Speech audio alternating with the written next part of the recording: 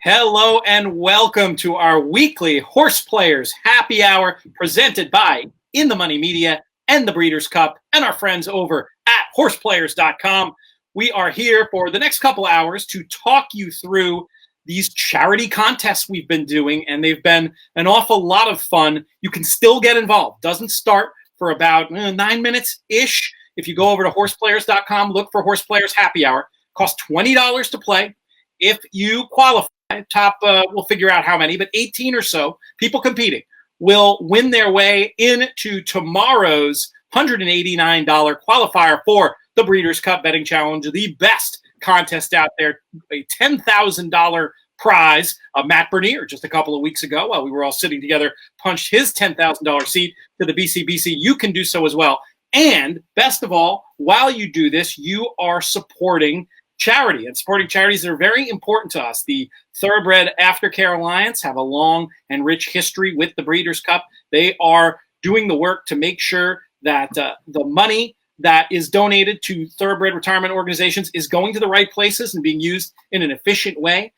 You can see their URL right there, thoroughbredaftercare.org. You can donate to them directly through that link. We're also doing these shows in concert with our founding partners at the Thoroughbred Retirement Foundation, a.k.a. the TRF. We have our own link over there. You see it right down on the screen, trfinc.org/players. And I like to point this out. This was a great idea JK had about a month ago in order to help directly some of the humans being affected by the current crisis. We have a link on our page to donate to the New York Racetrack Chaplaincy. Check that out. Support us by playing in these events, or support us by going and donating directly to these important charities. With that said, I will introduce our panel for the show, the co-hosts of the show, starting with the guy in the beanie in the center. We'll talk about the beanie and the sweatshirt in a minute, because we do have these added first and second prizes going on. You could buy lovely merchandise like this should you finish first and second. But I'm talking, of course, about the People's Champion. He's hiding the big hair at the moment, but he's still the People's Champion. Jonathan Kinchin, what's up? What's going on? Yeah, look, this hair. I only during quarantine. I only do my hair on show days. There's only a show on Saturday, so today we're going like this. And then look, you got. I just in case you hear somebody screaming, it's Austin because he's playing Madden. So you never know if he yells in the background. My man, he's inherited my competitiveness, and there could be some outbursts in the background as he's playing his weekend league game. So everything's good. And in the other window, repping is that your favorite NFL squad? I think it is. We're talking about a guy who's just been doing great stuff on his eponymous podcast around here. We call him TV's Matt Bernier. Matt, what's up, my man? Yeah, this is Pat the Patriot. For those of you that are unfamiliar, this should have been a no-brainer for the Patriots. By the way, all these NFL teams are changing their uniforms. Just go back to the red and white. Put Pat the Patriot back on the helmet. We had our fun with Flying Elvis. Let's move on. It's time. I know. I mean, you gotta bring Pat back when Andy Dalton wins the Super Bowl. So we put a pin in that before we came on here because you made a comment. And look, I don't know Andy Dalton. I have nothing against the man. I'm sure he's a lovely guy. I'll have a very difficult time just within my heart of hearts being okay with Andy Dalton being a quarterback of the Patriots. I can't imagine it happening. I think they're going to roll with Stidham and see what happens. But look, I guess if you told me it was either going to be Dalton or Brian Hoyer, I mean, I guess I'd at least consider Andy Dalton. But I think it's going to be Jarrett Stidham. We'll see what happens. Very quick before we get down to business here, or as close to business as we get on these free-flowing Friday shows. As a Patriots fan, what is your reaction to this next act in Tom Brady's career, Matt? Are you rooting for? Are you rooting against? Do you not care? Honestly, it probably sounds kind of odd, but I don't really care much. I mean, if they go down there and they do well in Tampa, good on them. You know, I have no grudge, can't hold anything against them. It's been 20 years. I mean, it's been nothing but winning since I was 10. I can't complain about anything. So if they go down there and they do great, phenomenal. And look, if they go 6-10, I'm not going to be disappointed because it's not the team that I root for. So I don't have any issue with him. I think it was time just in general. They needed to turn the page at some point. The organization needed to move on. And he himself, he seemed like he wasn't loving life up here for the past year or two. So I think it was just kind of one of those things where it had run its course and it was time to move on. And for better or for worse, now we're all on to different, greener pastures. You catch that, JK, when he was 10? Now that's a real millennial for you. I got lucky, man. I don't know what else to say. There we go. Inside gag there. All right, we've got a few minutes, actually. I'm seeing 2 to race 3 at Gulfstream, which means we've got 6 or 7 minutes still. So maybe I'm ready. I wasn't sure when I was going to do this during the show. Actually, before we do silliness, let's talk about this first race for a minute. Maybe we can help people who are still in the process of putting their picks in for this pick and pray event. JK, you playing today? I am. Yeah, I am playing. I almost played an entry with all the 4s, but I didn't get around to doing it. But there's still had a lot of fun. I liked a lot of 4s. We encourage people to do that too. Hey, if you put in your thinking entry, go ahead and do another. It's all for a good cause. I'm hearing very good reports about the money that's flowing directly to the charities in here. You can help by doing your all the 4s thing. I recommend it. But it's happening right now. The visa has been processed, and we're off and running. That's how fast you can get going on horseplayers.com as well. Honestly, you still have time to create an account, I think, and get playing if you want to. They're just out on the track now at Gulfstream. I'm looking at the 8-5 favorite. On your ticket where you didn't play all the 4s, JK, what did you do here? I liked the so the 4 I just thought was just it was like a kind of a weird backup opinion. I liked the 7, I believe. 7. Yes. Okay. It was a 7. You want to show your work? Yeah. I'm just trying to. I lost the window as I was trying to. I know how that goes. I could have. Right. So you're fine. It's my lucky night. I just thought it was a little bit of a class drop for that one. They're off the turf, which is a concern. But I just felt like, in an off the turf race, give me the horse that ran good for 30, ran well for 30, in a spot where these are, 12-5 claimers. Just felt like it was a class edge. And so I landed on the 7. Would have much preferred on the turf, but that's where I landed. Matt Bernier, I assume you're playing as well, looking for another Breeders' Cup Betting Challenge entry to go along with the one you won just 2 weeks ago. But what did you do here?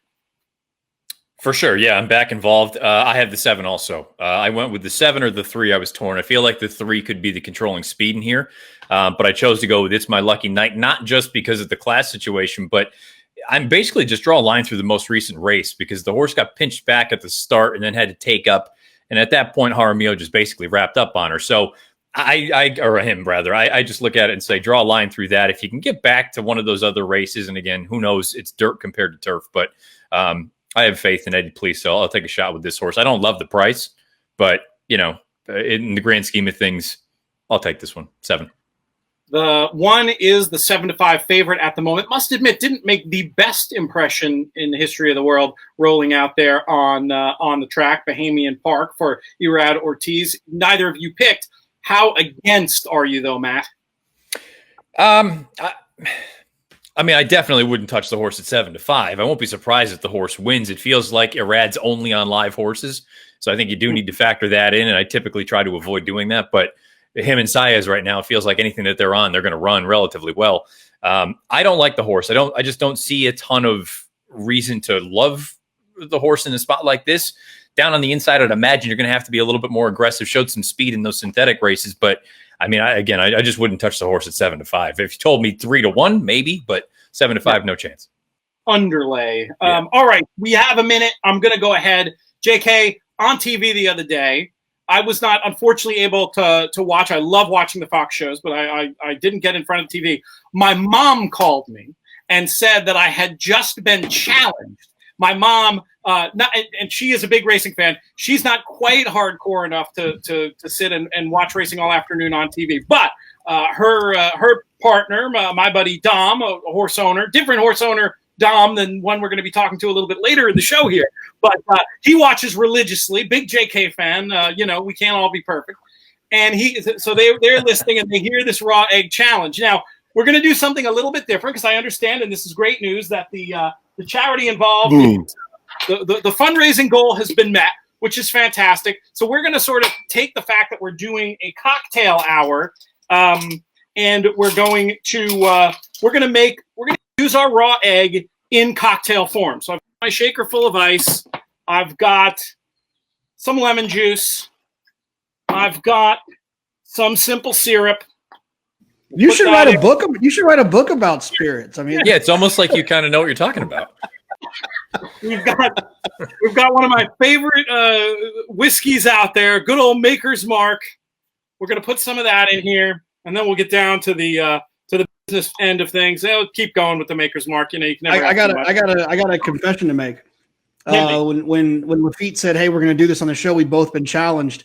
I was scared. I didn't want to get salmonella, so what I did was I Googled how you can pasteurize the egg a little bit, where it's still like raw, but you just kind of put it in some like 140-degree water for 3 minutes.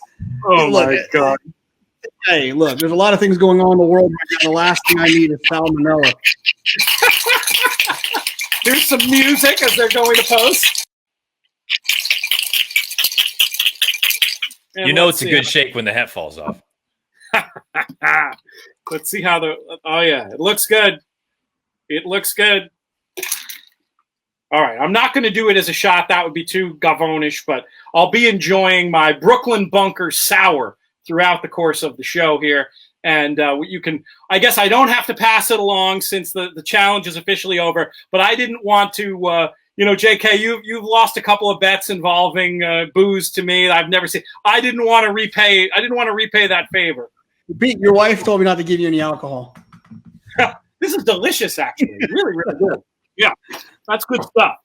So if everybody could do the egg challenge like that, I think it would be a much easier lift. So how did it work on the show, JK? Did you just cracked it and downed it, or cracked and went?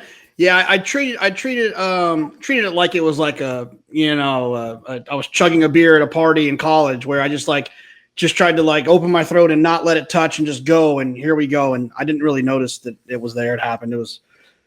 It wasn't delicious. And then after I started kind of feeling like my stomach hurt, but I think it was all mental.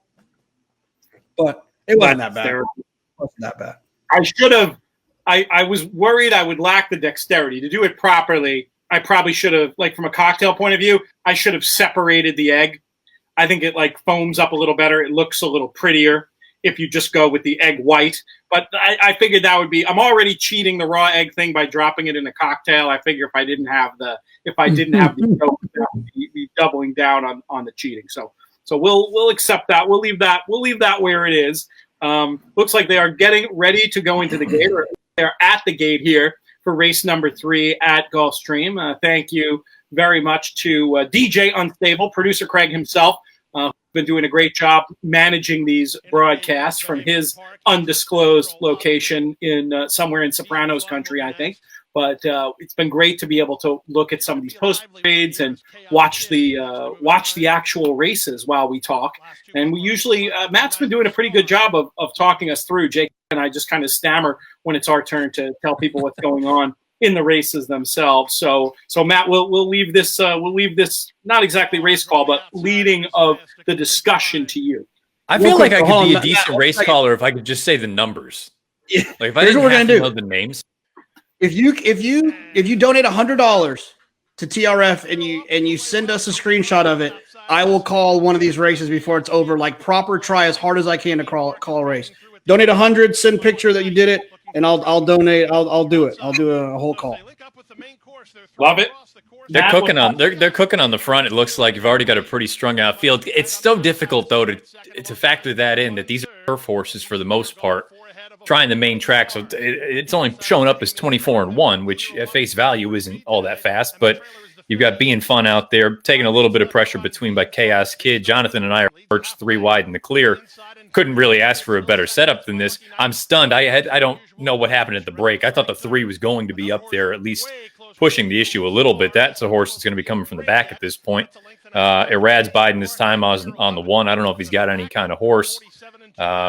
47 and a half for the half mile. The horse Scar is rolling up on the outside right now. Looks like he's going to go on and win for fun. Irad's starting to get involved with this one horse who was bet down to 9-5 from a 9-2 morning line. JK and I are toast. What do we think? Is this 8 going to be able to find more and hang on? We did see plenty of horses running through the lane at Gulfstream yesterday, but it doesn't look like that's what's happening here. No, I mean, I think the 8's home and hosed. Yeah, a little goofy. Irad's going to keep coming, but not going to get there. Yeah, Out of time. It's 22-1 to pop things off. So if you pick this one in the pick and pray, your chances of playing in tomorrow's qualifier are looking pretty good after that result. Let's do a little instant red board rewind as props to our buddy Spencer taking a quick peek back at the PPs. JK, are you seeing anything there that was missed? No, nothing at all. If you picked that horse, you got lucky. No, you picked that horse. That there's no. I mean, Quinteros is a turf sprint pedigree.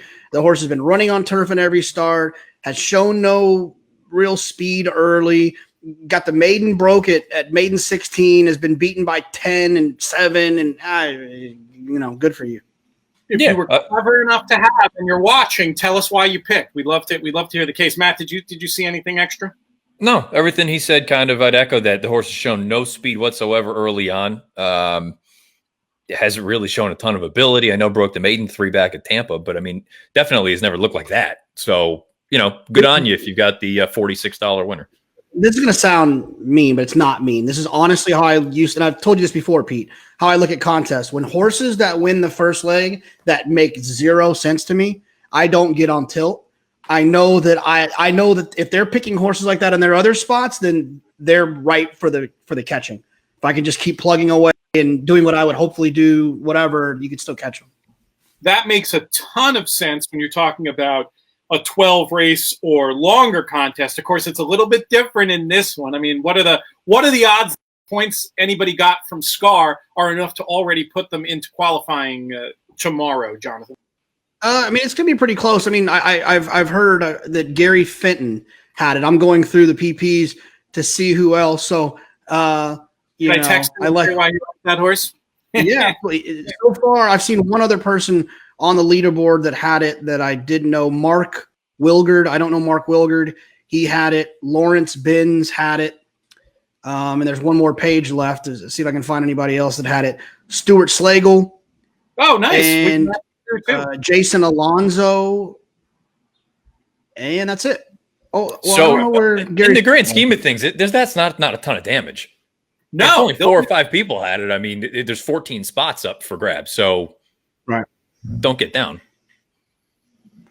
And if you had Bahamian Park, you should get a decent. You're going to get an extra couple cents than you normally would if a more logical horse came in, because your place price is actually going to be better than it normally would be. Well, that's great news. So it's still basically going to be all to play for, even if those top 4 or 5 spots, somebody has a big leg up. There's still ample opportunity for anybody who's playing along and trying to pump their ticket to the Breeders' Cup to go ahead and get there.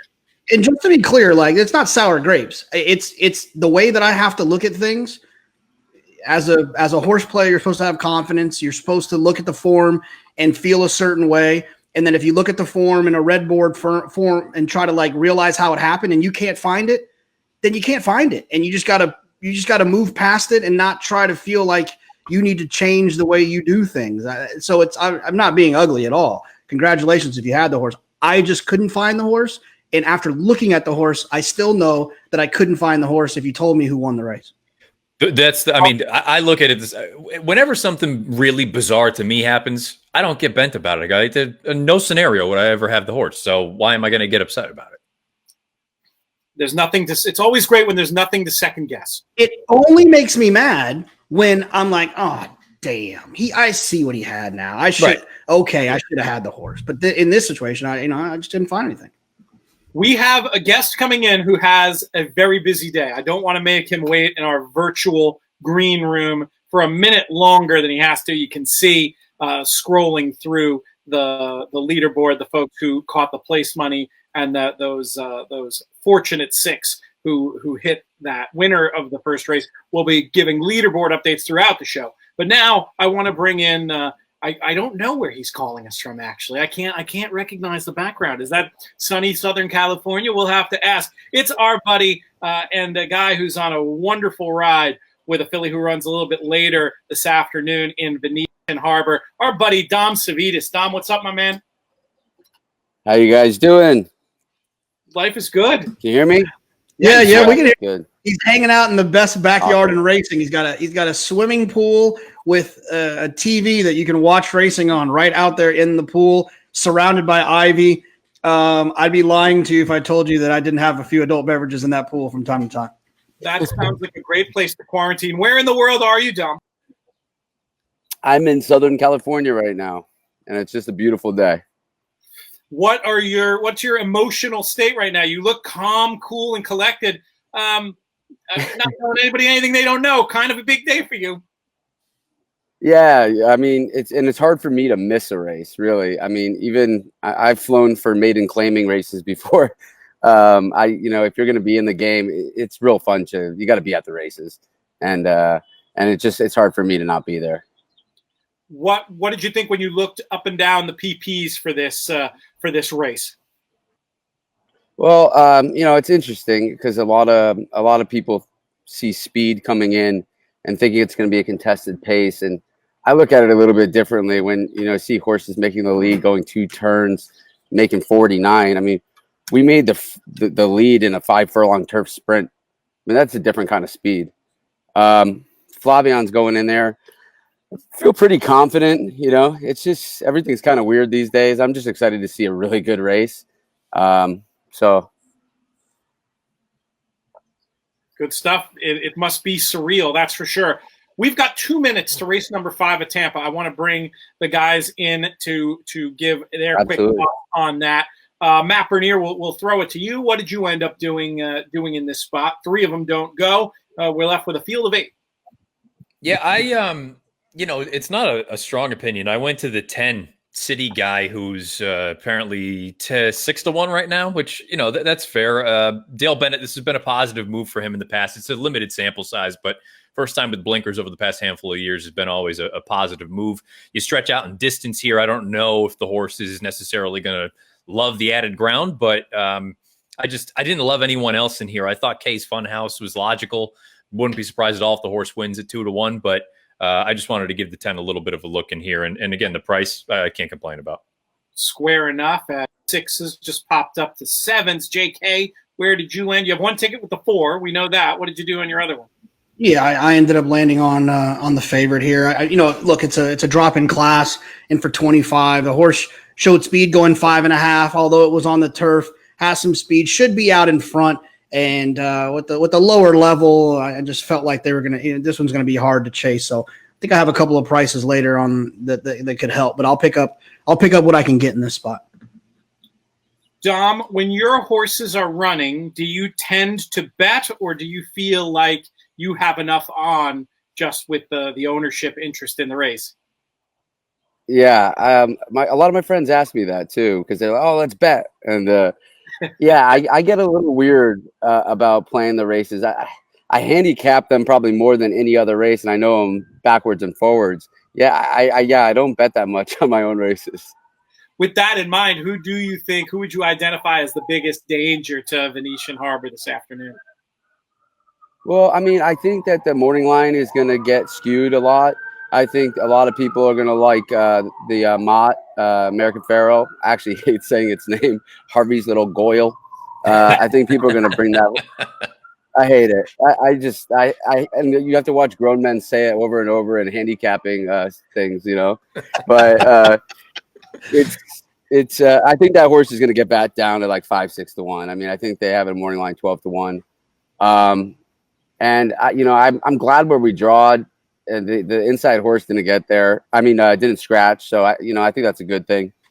But yeah, I think Harvey, the Mott, and obviously British Idiom being the champion she is. I think our draw sets up with our running style and with the race. So I think it's pretty fortunate where we drew.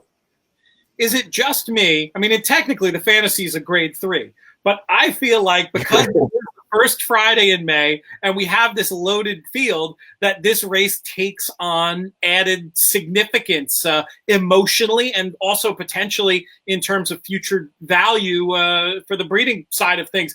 Am I exaggerating that, Dom, or is that how you see it? Yeah, I mean, it's a loaded race. I can't remember how many graded stake winners there are on the race, but everybody deserves a shot in the race. And I think I just got a text too that Santa Anita is going to slate their Derby and Oaks for June 6th, which is pretty cool news too. Oh, very to have racing come back, and I just got that on my phone, so that's exciting too. We talked about California last week with Gary Fenton, and his words have proved correct. We've got a condition book now, and obviously some more local hurdles to manage. But it does sound very realistic that we're going to have racing back there pretty soon. I'll hit you with one more. No, I'm going to save that one because it might be a longer story, Dom. Do you mind hanging out with us until? Can you watch this race and hang out for 5 more minutes with us? I swear. Yeah, I'm gonna grab another beer. I'm enjoying myself. This is great, guys. Awesome. Yeah, I want to obviously hear some of the backstory about Venetian Harbor, and we'll get to that after this race. I'm going to leave you in the hands of Matt Bernier while I go refill this glass. JK, talking about a race like this, maiden 25s off the turf. I always have a difficult time with the off the turf races, whether it's sloppy or just in general, they're off because the grass is not suitable. I always look for the speed. I typically look for that anyway. What do you typically do in a situation like this? Yeah, I just want something that's going to be forward. Something that's going to be forward that, with a little bit of a class edge, is checkbox, move on. And that's kind of how I felt with Kate's Funhouse. Like, if she pops, goes to the front with the edge she has, whether she loves the surface or she hates it, she's meant to run well. And she's a Palace Malice. The distance shouldn't be an issue. The dam's average winning distance. She's a Galileo, so I don't even need to give you the average winning distance. It's about 11 furlongs. Dam's a Galileo, so she's not going to have a problem with the distance at all. They break from the gate here. Looks like got a bit of a scramble trying to get in there. Boy, I always kind of downplay. Probably I should pay more attention to it. Breaking from the outside at Tampa is no bargain either, going a mile 40. We talk about a Gulfstream all the time. Santa Anita, that short run to the first turn. If you're 10, 11 posts breaking out there going into the first turn at a mile 40, you're going to be 4 or 5 wide no matter what. At this point here, though, you got a 46-1 shot. Cutting out the fractions, my filly or my horse, what are we dealing with? We're dealing with geldings. Pushing the pace here at 9-1. JK, how you feel about 5th perched 4 wide? I feel okay, a little wide into the first turn, but here the idea is simply that this one's supposed to be better. So it doesn't matter if she was getting a poor trip or not. The trip she's gotten, she should win. If she doesn't win, it wasn't because of the trip. She was never winning. And it looks like he's already kind of getting a little bit busy, which is slightly concerning. But we'll see what happens as they for home. 47.74 for the half. 3/4 is going to come up here shortly as the 10's trying to kick on for home. Now, at this point, I'm saying I hope nobody else does any running from the back. If you stop it now, I'd be happy. 13-1 almost for 3/4. There really is no excuse for this 10 horse not to win this race. If the horse isn't good enough, it is what it is. But from a trip standpoint, not much else I could have possibly asked for. Getting real short now, though. Here's the problem. Got a 2-1 shot rolling by. You've got a 12-1 shot in between horses trying to get involved. Looks like it's going to be 3-7-10 order of finish. I couldn't ask for much more. I mean, the horse is a little bit wide, but especially at Tampa, if I can be too clear at the top of the lane, I'll take my chances every day. Right. Yeah. And look, I think some people, at least I tried to break this habit of the 9 was the wrong horse, regardless of being 4 wide in the first turn. I think that, unfortunately, some handicappers and horse players want to knock the rider or knock the trip as to why something didn't happen. But I think that kind of slows the process of you learning and becoming better. I was wrong, 100% wrong. The wrong horse was never winning under any circumstance. But that's another piece too that I feel like so many people hate being wrong. If that's the case, you shouldn't be involved in this. You're going to be wrong a lot. You're going to be wrong. And if you're playing a lot more than you're right. And if you're playing to prevent being wrong, you're playing wrong. 100%. Yeah. If you're not making mistakes, you're not doing your job in this business. And there's more to unpack there in terms of when trips matter. And we'll put a pin in that and come back to it because I want to throw things back out to the pool in SoCal I'm enjoying living vicariously through our buddy Dom Savides. And as promised, we want to get the Venetian Harbor origin story from you. I remember you telling us at the Breeders' Cup about this filly. How did she come into your life? Well, we went to the yearling sale to try to get a horse to pinhook, and we wanted to find a complete horse, and bring it to the 2-year-old sale with just a real, call it a real product, almost something that we really believed in, because just in case you actually do have to buy her back, you believe in it. And that's exactly what the case was here. She did everything she could possibly do, went 9 4/5 with a huge gallop out. And she RNA'd. She didn't bring her reserve that we set on her, which I thought was pretty fair, being like 205 when we paid 110 for her as a yearling. And Larry Zapp and Jesse Hopple that picked her out for really Josie Aglia and I. We had a decision to make, but we just liked her so much, and we said, some people tried to buy her right after the sale for.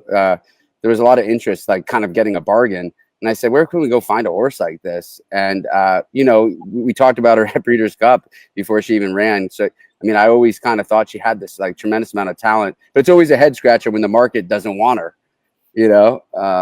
So that's originally how it started. And then teaming up with Nate McCauley, who had a interest with Richard Baltus, who, he wins mostly at like 25%. So, everybody kind of knows who he is. It was a great relationship with him as a horseman too, because he took his time with her, developing her at Del Mar, sent her to San Luis Rey. I think my dog's about to bark like crazy. But you're used to that on this show. See the handicap Labrador. She does it all the time. Yeah, he's the biggest dog that's ever barked on the show, though. I got this giant wolf dog under this little miniature table in my computer. Move the camera. We want to see. Yeah, he's underneath here. Oh, that's great. Looking out the door. We'll get the camera in a minute. But it's been great. She had a turf pedigree. So we were originally thinking turf sprinting. A lot of people pigeonholed her as that early on. So I guess I got on the bandwagon with thinking that. And she ran well on turf, but we just saw her action and said, man, I bet she can dirt. And oh, wow. I think I'm about to get a refreshment, actually, from this empty beer right now. So this is great news also. Thank you. Replenishing. That's fantastic stuff. And then, all right. So you saw, based on the certain vibes, you knew you might have something interesting on your hand. At what point did you think you had one who'd be running on the first Friday in May? When she broke her maiden, and one like that, and Rosario didn't move an inch, and they were on her flank early. And it was a sprint race, and she broke so sharp, but it was just so relaxed. It was just cruising. Pretty much then when she crossed the wire there, I said, I don't know if I could swear on this, but you know what I said. Probably don't, but we know where you're going. We know where you're going. You know. That's fantastic. It's been a great ride. What has it done for your interest in racing? I know you're a horse player as well. We've sat and played horses together at Breeders' Cup at Del Mar and out at Santa Anita. Are you more involved than ever, or are you sort of siloed into this situation and the rest of it can't compare? What's it done for your horse playing and your affinity for the sport? I could tell you just about everything about every 3-year-old good filly in the country. I've zeroed in on the class. It's just kind of what I do. The last couple of years, I had a nice older mare piece of named Pacific Wind, and that whole contingent of horses I knew very well. So it's kind of the same thing with this. But you get excited, and having a lot of friends in the game get excited with me. It's been awesome. As an owner, when you hear horse players like us sitting back and talking about a race and the angles we come up with and the things we say, what reaction does that leave you with? I feel like sometimes owners look at the horse players like, they have 6 heads, and other times they're like genuinely curious and feel like we can provide insight. Where do you stand on that continuum? And of course you are a horse player yourself. I mean, I guess it depends who we're talking about. Everybody's got a different opinion, and you know, everybody has had luck with different handicappers giving advice. You got to be able to handicap people too. You know, I got a couple guys that never text me about a horse, so when they do, I'm like, well, I take a little bit extra notice. So it kind of goes with that. You got certain guys that even that they're on horses will rave about every horse they're on, so you got to take that with a little grain of salt. So handicapping people and people, yeah, I mean, that's part of it. I love that point, Dom. You put that beautifully. I can think, I don't want to name names, but, you know, there's certain barns in Saratoga where somebody who works for the barn will see you walking on the sidewalk and pull the car over to tell you, oh, we've got a great spot in the fifth. You know, that's a very big difference than somebody who usually plays it close to the vest and you ask for their opinion and they give you the go sign. How did you get involved in racing in the first place? Well, growing up, I mean, I went to Vegas for the first time when I was 5 and in Disney when I was 24. So, I mean, I kind of had a different upbringing. And I grew up in Massachusetts. So, I mean, on the weekends, I was going to Hinsdale with my dad. I mean, nobody remembers Hinsdale probably. It was a Greyhound track during simulcasting before internet betting. I mean, and Saratoga every Saturday during the summer. I mean, I've never picked up a golf club in my life. So, I mean, I like to tell people that look at me weird as like almost a degenerate gambler. I'm like, my golf. All right, relax. That's actually a great comparison that isn't made enough about horse racing. You know, you think about the recreation that people do, whether it's season tickets to the Yankees or, you know, whatever it costs to be at the club, even if it's just pure entertainment and you're not out there trying to grind and make money either by betting or you know, being involved in the bloodstock side of things. There really is a lifestyle, and one that affords the people involved an amazing amount of joy. And, you know, you're somebody who I can tell very much in touch with that. What when you made the jump from horse player to horse owner, how did that happen? I really got to attribute it all to my bloodstock agent, Larry Zapp. I kind of heard about him and cold called him. And we met at Keeneland Yearling Sale, and I purchased my first horse together, and she ended up being okay. She ended up being pretty good.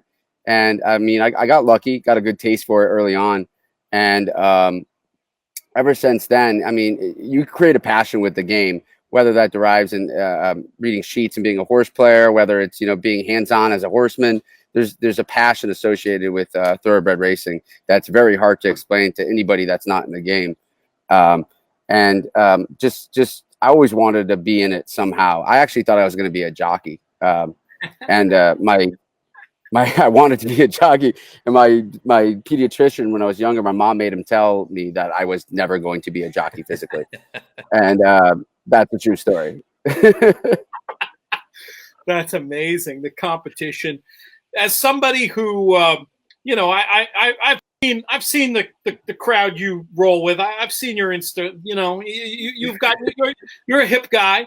When you talk to other people, like sort of in your demographic, in your world, and they learn about horse racing, other, you know, jokes aside, are they interested in it? What more can we do to bring more people like you into this game? Absolutely. And I think there's a lot of organizations too, creating a fun light, whether it's like these teaser trailer videos that are fun to watch. I used to randomly watch the Best Is Yet to Come Breeders' Cup video. That was one of my favorites. Fantastic. I don't know if you've ever seen it, but like I could watch it on YouTube. It actually gives me chills when I see it, because you hear that music starting. And if anybody's ever walked out of that tunnel at Santa Anita, especially, I think one year Tony Bennett played the song, and it was just like, oh my goodness. Yeah, I actually forgot what the question was, but because I got so excited talking about that. Like you bringing them into the game. So you're talking about absolutely. That visceral excitement. Nobody does it better than the breeders.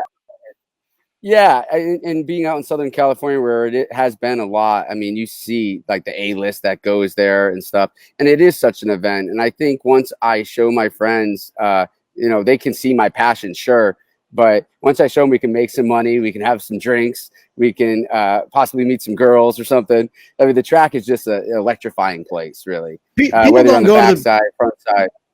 People don't go to the Breeders' Cup and not have fun. I mean, like I've taken lots of people to the Breeders' Cup, and it's just not a situation where you don't have fun. Now, look, there's a time where you can go to the racetrack and you're losing and it's raining and parking was a nightmare, and those moments can happen.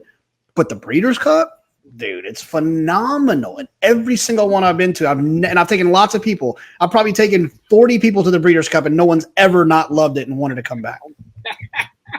All right, Tom, I used to actually have it. Oh, you go ahead. No, real quick. I used to actually have a test when I was younger with girls that I would date for longer than like 6 months or a year. I would go to Retama Park when I lived in Austin and see if they could handle that for an afternoon. And I'm not joking. If you can handle Retama Park, you can handle anything. You know, I had a solid crew. This was like kind of before internet betting, where I would drive about an hour every Saturday and go there. We had a solid crew. I mean, older guys for sure, but solid group. And I brought a couple of dates there just on a Saturday afternoon. Boy, yeah, if the walls could talk, it was fun. Oh, that's amazing. Dom, we're going to talk about this race. You got a couple more minutes to hang with us. I don't want to steal your whole afternoon, but we're having fun. So Dom's welcoming the distraction for the next couple of hours. I'd imagine it's going to be the longest couple hours in his racing life. Amazing. Race number 4 at Gulf. We're 0 minutes to post. We probably in reality got about 2 to 3 minutes left, I would say, if my post-drag clock brain is wired on right. JK, what did you do here, and what can you give people out there in the world to bet in this race? I love the 11. Like what, 4 to 5? Win bet 4 to 5. Love the 11. Really? Wow. That's I this the figure stands out. Has the outside draw, which is comfy. You can figure out what you want to do. Was involved in a fast pace last time and was close to that fast pace. And that's what put me over the edge was yes, you know, these are not the most dependable types, but the fact that one kept running in that fast pace, he gets the nice outside draw here. I love Hail Michigan. Sorry to all my Ohio State fans. Matt Bernier wins the 4th. No, look, I echo all the same things that Jonathan said. I thought that was a solid enough race. The fact that the horse was still around at the end, I thought that was a positive sort of note. Dardanello's the horse that beat him that day. Ran yesterday right before the deluge hit. So don't hold that. I don't even know what the horse did, but I just remember that was when you couldn't see the horses on the racetrack. So I have no idea what the horse ended up doing or not doing. But Hail Michigan should either be on the lead or just off of it. You've come back out of that race with 2 solid half-mile works for Barclay Tag. I think the horse is kind of Captain Obvious here. And honestly, I typically would not do this. I'm with Jonathan. I'm contemplating betting 4 to 5, which I feel to me is just, you know, as foreign gets, betting a 4 to 5 shot in a 10-horse field or 9-horse field. But I just think the horse is way the best. You know what I'm trying to do, Matty Ice, right now? I'm trying to find $100 double into the next. Yeah. I'm thinking about. I used a 12 in the contest. So okay, here's 15. I got in that next race. I mean, we're going to spoil it a little bit. I'm sure a lot of people will look at Zerpa off the claim speed, the 9-horse. I thought Decider. I had a note, and I got in my stable mail. I have no idea if the horse is that good on dirt, on fast dirt. But draw a line through that last run. The horse wants to be forwardly placed. Got checked shortly thereafter. 5/8 on the turf. There's nothing you can do about that. I'm at least intrigued now based on that kind of thought process. Do I take a look and see dollar double pays right now 11.65 for $1? So if I play a $10 or $20 double and it comes in 11.7, I don't care what happens in anything today. What's the 11-12 double paying? 25 for $1. There it is. Very square. So those are some good ideas. 11 with 7-12 or 11 with whomever you like in the next, or just go ahead and play the 11. And of course, we do encourage people, if you do happen to score out, do something based on any of the picks we give out, really on any of the shows in the network. We love it when people support our partners, especially our charity partners, as a thank you. We don't want to do to any kind of touty Patreon model. We love it when we can just give away info for free, and you can contribute by supporting the people who support us. That's sort of the vibe and the way that we go. Dom, I want to ask you: Are you gambling this afternoon at all? Did you look at any track other than Oaklawn, or are you just single-minded waiting for the fantasy? Well, we talk about handicapping people, and I don't think I've ever heard Jonathan say he's going to bet a 4 to 5 shot to win. So I just placed a bet while y'all were talking on the 11 blindly. Oh, I've said that before. You just weren't listening. Well, I think it's actually fair, JK. You've talked about many 4 to 5 shots that you love, but you don't. I can't recall you're going to bet to win. Usually it was single. Yeah. So I'm not a 12-5 claimer either. Well, there is that, but we're going to see. We're going to see what happens. They're getting ready. They're loading in the gate here. If you score, you got to donate. TAA, TRF, you got to donate if you score. And not just the 12-5 claimer, a maiden 12-5 claimer. Talking about a horse that's never won a race before. Oof. They're off. Until today. You sounded actually authentic just now. Okay, quarter horse. Not quarter horse. Asked for speed, but responded. Yeah, you got to be happy with where you are, right? For sure. I like the outside draw. If Davis didn't do that, I would be more upset. Like, don't get cute with it. If you think you're on the best horse, like, get involved, use early, and say, you know what, if somebody else comes from the back and beats me a mile at Gulfstream, that, again, we've talked about it. It's not a trip that it's easy to rally from off the pace. But having said that, they're running this like a turf race. It is slow out there. That is true. It's not your father's Gulfstream, though, necessarily. Like in the day, you'd hate where you were because, the rail was always so good. Not so much the case in 2020, and you're willingly trying to get yourself into the race here. I mean, you should be fine, I would hope. Path-wise, I really don't care. I'd actually rather be in the clear than have to be down on the inside. It's just 100%. More a matter of not coming from too far out of it. And even at this point, look, he's pumping away. The 7's got some run at 100 to 1. Yeah, you're in trouble here. Like between the 2's finding and the 7's. Look at these blinkers right here with just a slash right across the front, trying to win this thing at $100. Oh boy! Oh my goodness! Buy this. I don't have anything, but I want this one to win. This could be a yeah, I kind of do now. Sure, but it does seem like the 2 is finding down on that back. That should come 276. That'll be. I'm curious to see how represented that 7 was in this pick and pray format, where all the picks have to be in for the contest before the first race. It feels to me like a horse that maybe 3 people will have used. What do you think? Yeah, I don't think it'll be very. I don't think very many people will have that horse. There's a funny person that has the horse. Oh goodness! Showing all 7s in 111. Oh, there she is. Oh my! There she is. I can tell you, we gotta get shown on Pete because I'm sure she's going nuts right now. I love it. NHC fire and yeah. Fantastic influence on the game in general, and a good horse player in her own right. The podcast I did with Duke Matisse, he talks about the Pounders, the Rotundo crew, and how you've never watched them call a race and you've never seen one. Well, Shona's going to marry into that family just fine because she can call a race in herself. By the way, she's the only one. She's the only one with the 7. That's amazing. Yeah, at 50 to 1. So she'll max out even with the 2 to 1 shot winning. She'll end up with a capper for second, I'm sure.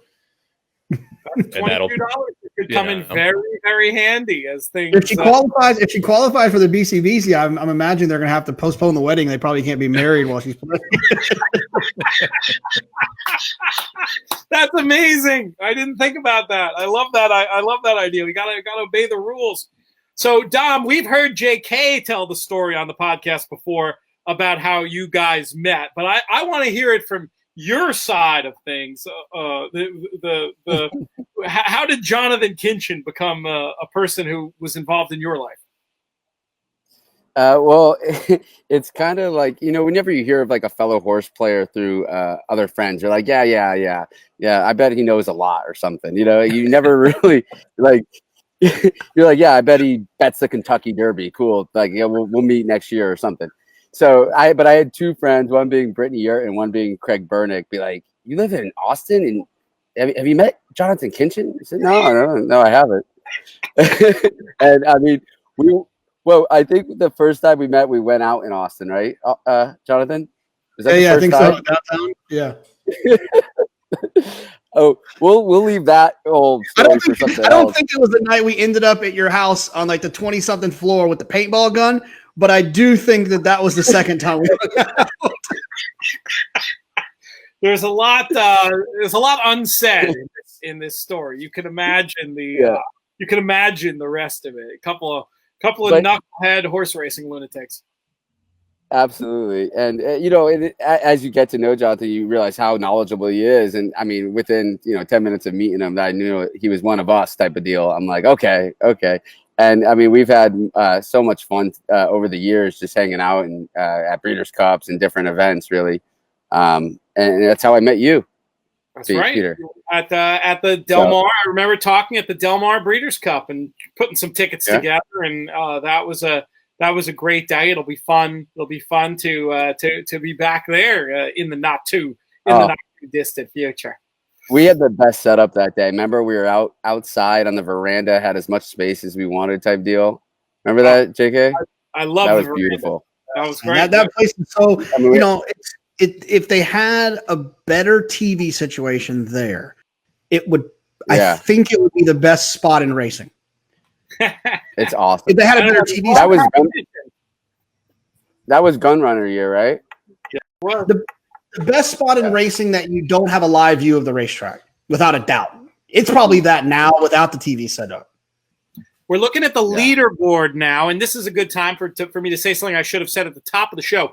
We do have, thanks to the Breeders' Cup, now an overall prize for first and second in these contests. We've got a $100 gift certificate for first to the breederscup.com shop and 50 to second. Currently, Lawrence Binns and Ryan Notak occupy those spots, though it's a tie. Ryan tied with Jason Alonso in third, but there will be all to play for as far as that goes. Lots of great stuff at the breederscup.com shop, including JK's beanie and my awesome gray hoodie. Some other names that we recognize: Stu Slagle and Gary Fenton, who got off the mark great. Shona Rosenblum, who we referenced earlier. And as we go down the line, good to see our buddy Sil Paulus. I think, Sil, I'm pronouncing your last name correctly, who I met in Saratoga a couple of years ago, up in the money at the moment. It's going to be the top 14 who qualify for tomorrow's Breeders' Cup Betting Challenge qualifier. It's interesting. I will say this. I feel like relative to other weeks, more unfamiliar names towards the top of the leaderboard that we're used to seeing. Perhaps a result of a little bit of the chaos that we've seen, but a lot of recognizable horse players up there as well. We've got 3 minutes to this race at Tampa, so I do want to talk about that. Dom, I can't in good conscience keep you past this race, so we'll keep you for one. No worries. We'll keep you up until this Tampa race. Dom doesn't have anything to do. Dom already cleaned the fish tank. Dom, you're not plugged in. You got to show the fish tank. Yeah, all right. You got to show the fish. It's unbelievable. I want to see the fish tank. It's the greatest fish tank. And the best part about the fish tank is when you go in there to talk about the fish tank, you're like hanging out the crocodile hunter. Dude will tell you everything you need to know about any fish that's in there. He'll tell you their species, where they came from, what their behaviors are. What do we got? Saltwater or freshwater? Wow. Oh my God! Saltwater. That's no joke. One of my big hobbies is saltwater aquariums. This tank is pretty intense. I have a whole room. Aquarium over there. It's messy right now, but this is the filter room. It's an entire room dedicated to it. You're not kidding. Holy Christmas! No, yeah, it's intense. I'm a mad scientist when it comes to it. Give us your top fish, and then we do have to talk about this race at Tampa. But I want to hear about the fish. Yeah, this cherry anthias, it's really rare. It's collected in Japan, like 300 feet down, so it's really hard to get to. And I used to have a male, and he jumped out because they're deep water fish. Oh my God! He jumped out of the tank and everything. Yeah, it really sucked because it sucks. Everything is alive, all different corals, as you can see. But yeah, it's an entire reef tank. whole ecosystem. I Really could cool. spend an afternoon looking at that tank. That's gorgeous. Yeah. Great work. Thank you. Yeah, and there's the outdoor reef tank. You talk races. You got him I'm everywhere. gonna get going. I'm coming to visit. I'm inviting myself over to hang out You and guys see the tank. got enough rooms for you guys when you guys want to come see Santa Anita. You guys can stay here. We'll have some It's fun. better than the local aquarium. It's so It really awesome. Oh It's yeah, so awesome. the All right. guys that helped me design the Boston Aquarium. Oh my God. Amazing. Yeah, I'm not surprised. That's a super pro setup. They're getting ready to head to the gate at Tampa for race number 6. JK, what can we give the people? I like the one Merengue down on the rail. I hate the rail at Tampa, but this horse has shown some pace, has run well in his career, was buried down on the inside last time, historically not where you want to be. The race 2 back, the pace figures were very, very strong. If this one breaks, can get to the lead and get off of the rail, I think Merengue, the one, is your winner. Will you dance a merengue if the thing wins? I don't know how to do it, but I'll just do like this and just see how it goes. You can check out a YouTube video while Awesome. Matt here tells us who's going to win race number 6. And I made a mistake. I'm trying to get into the 10K as we're doing this. I'm punching numbers. I went with the 2, Lawapa. Finished ahead of Merengue in a start a few back. Has a little bit of speed. As I'm rolling through PPs, I can't tell you all the reasons. We can get back to that in a bit. Let me. Yeah, I can pick you up. I can pick you up, Okay. Matty Ice. I think the horse, he showed speed for me. He showed speed in that 5.5 race 2 back for 20. And when a horse shows speed facing better, it's a thing for, I like it. It was a fast pace, obviously hit a wall late and didn't do much running, but taking the blinkers off, which is a sign of confidence. I think that horse could potentially could turn the tables as well. All right, a couple of price is right too. Yeah. Good at 8-1. Yeah, just bounced back up to 8-1. All right, Dom, we're going to let you get out of here. Enjoy the pool, enjoy the aquarium, enjoy Venetian Harbor. We're going to be rooting hard for you, my man, and let's hope we get a chance to hang out very, very soon. Thank you so much for doing an overtime shift with us today on the show. Great to have you. Love your vibes, love your energy, and Godspeed, my friend. Dom, good luck this afternoon. You guys, good luck to everybody. Thank you, guys. I appreciate you having me. The pleasure was all ours. So thank you so much for that. Much, much appreciated. Getting ready to head into the gate here. JK, did you look at all of Gulfstream? You're on mute, bud. Mute, I did, but wait a second. Dom You have just anything? asked me something that's important. Go ahead. Let's see. Well, I did look at a majority of. No. I stopped at race 6 at Gulfstream. Okay, never mind. Dom says he is going to donate. I guess he got cut off when he was going to say it. He's going to donate 1% of Venetian Harbor's purse today to the TRF if she wins. Oh, my God. Well, then we all want her to win, then. Totally unnecessary, much appreciated, and just another reason to pull for Venetian Harbor in the fantasy. What's the post time on that, JK? We'll be long done here. Right? Yeah, we'll be long gone here, but I will tell you where it is. It is going to be at 5:09 Central, which I think it'll be 6:09 Eastern. Let's I'll double check that, but I'm pretty sure that's right. Siri, set an alarm for 6:09 Eastern. I'm sorted. We're doing pizza tonight upstairs. I'll get to leave the bunker after this, and Susan made dough. That reminds me, I got to get that oven preheating in about an hour, so we can get the proper pizza going.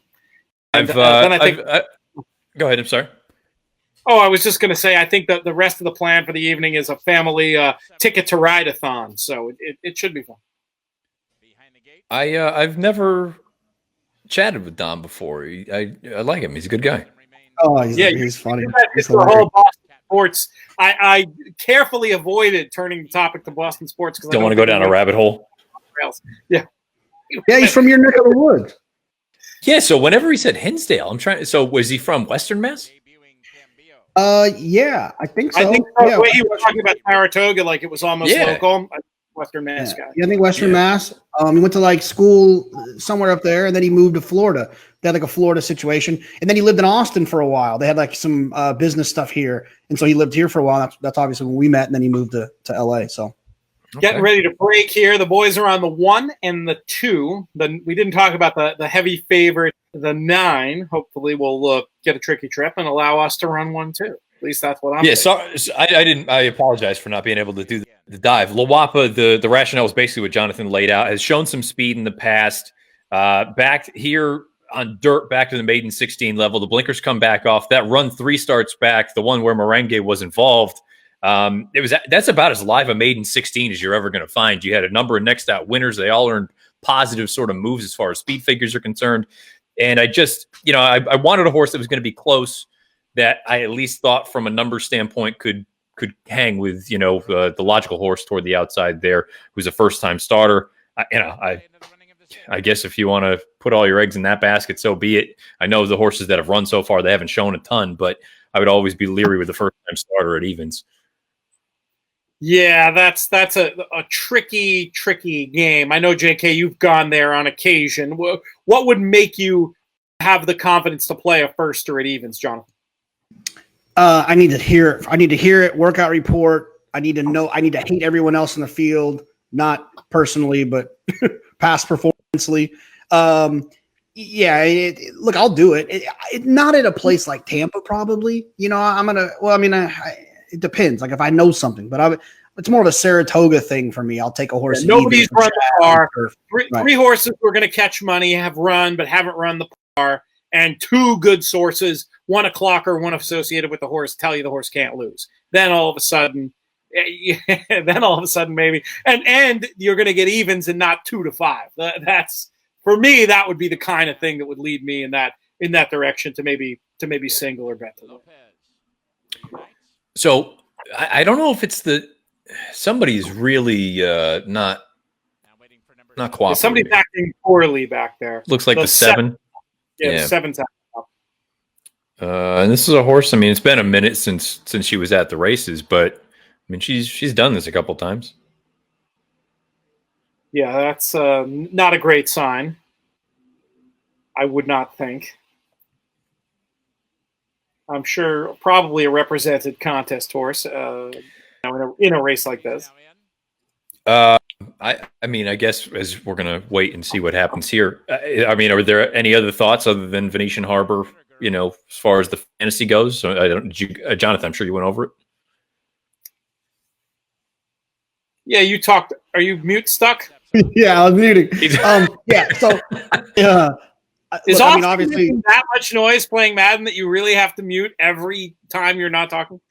No, I told you. I'm a muter by trade because of allergies. But yes, he's upset. Is he losing? Yes, he's losing. No, he's winning, but he still gets mad. I'm a huge fan of the horse, obviously from my relationship with Dom. I also like the filly herself. I mean, I think she's going to be tough if she breaks and goes to the front, and Flavian doesn't do what he did last time, which I actually hated, where he took the lead and then rated her, and I did not like that at all. But I think this race he'll go on with it. It's a big race. It's got that vibes like it's the Kentucky Oaks. There's no reason to teach her anything today. Just ride her. And so I think if she breaks and goes to the front, she's going to be tough. I think she's going to be really, really tough. Looks like a tussle for the lead here, Matt. What do you think? Yeah, I was going to say Merengue is being hustled a little bit to try to get that out there. You got a 30-1 shot on the outside, the big gray, who's trying to clear off to the front. But I mean, they're cooking. You'd expect them to be doing that though, going 5.5. I like the position that I'm in. I don't know if the horse is good enough, but I have no issue with where we're at now.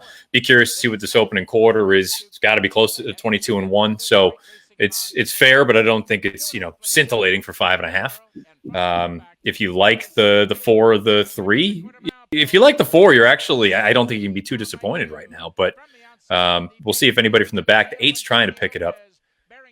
1 looks like you're all out, but it doesn't mean that you're done here, especially at Tampa. Come on, Deuce. Tip out, change the leads, and go.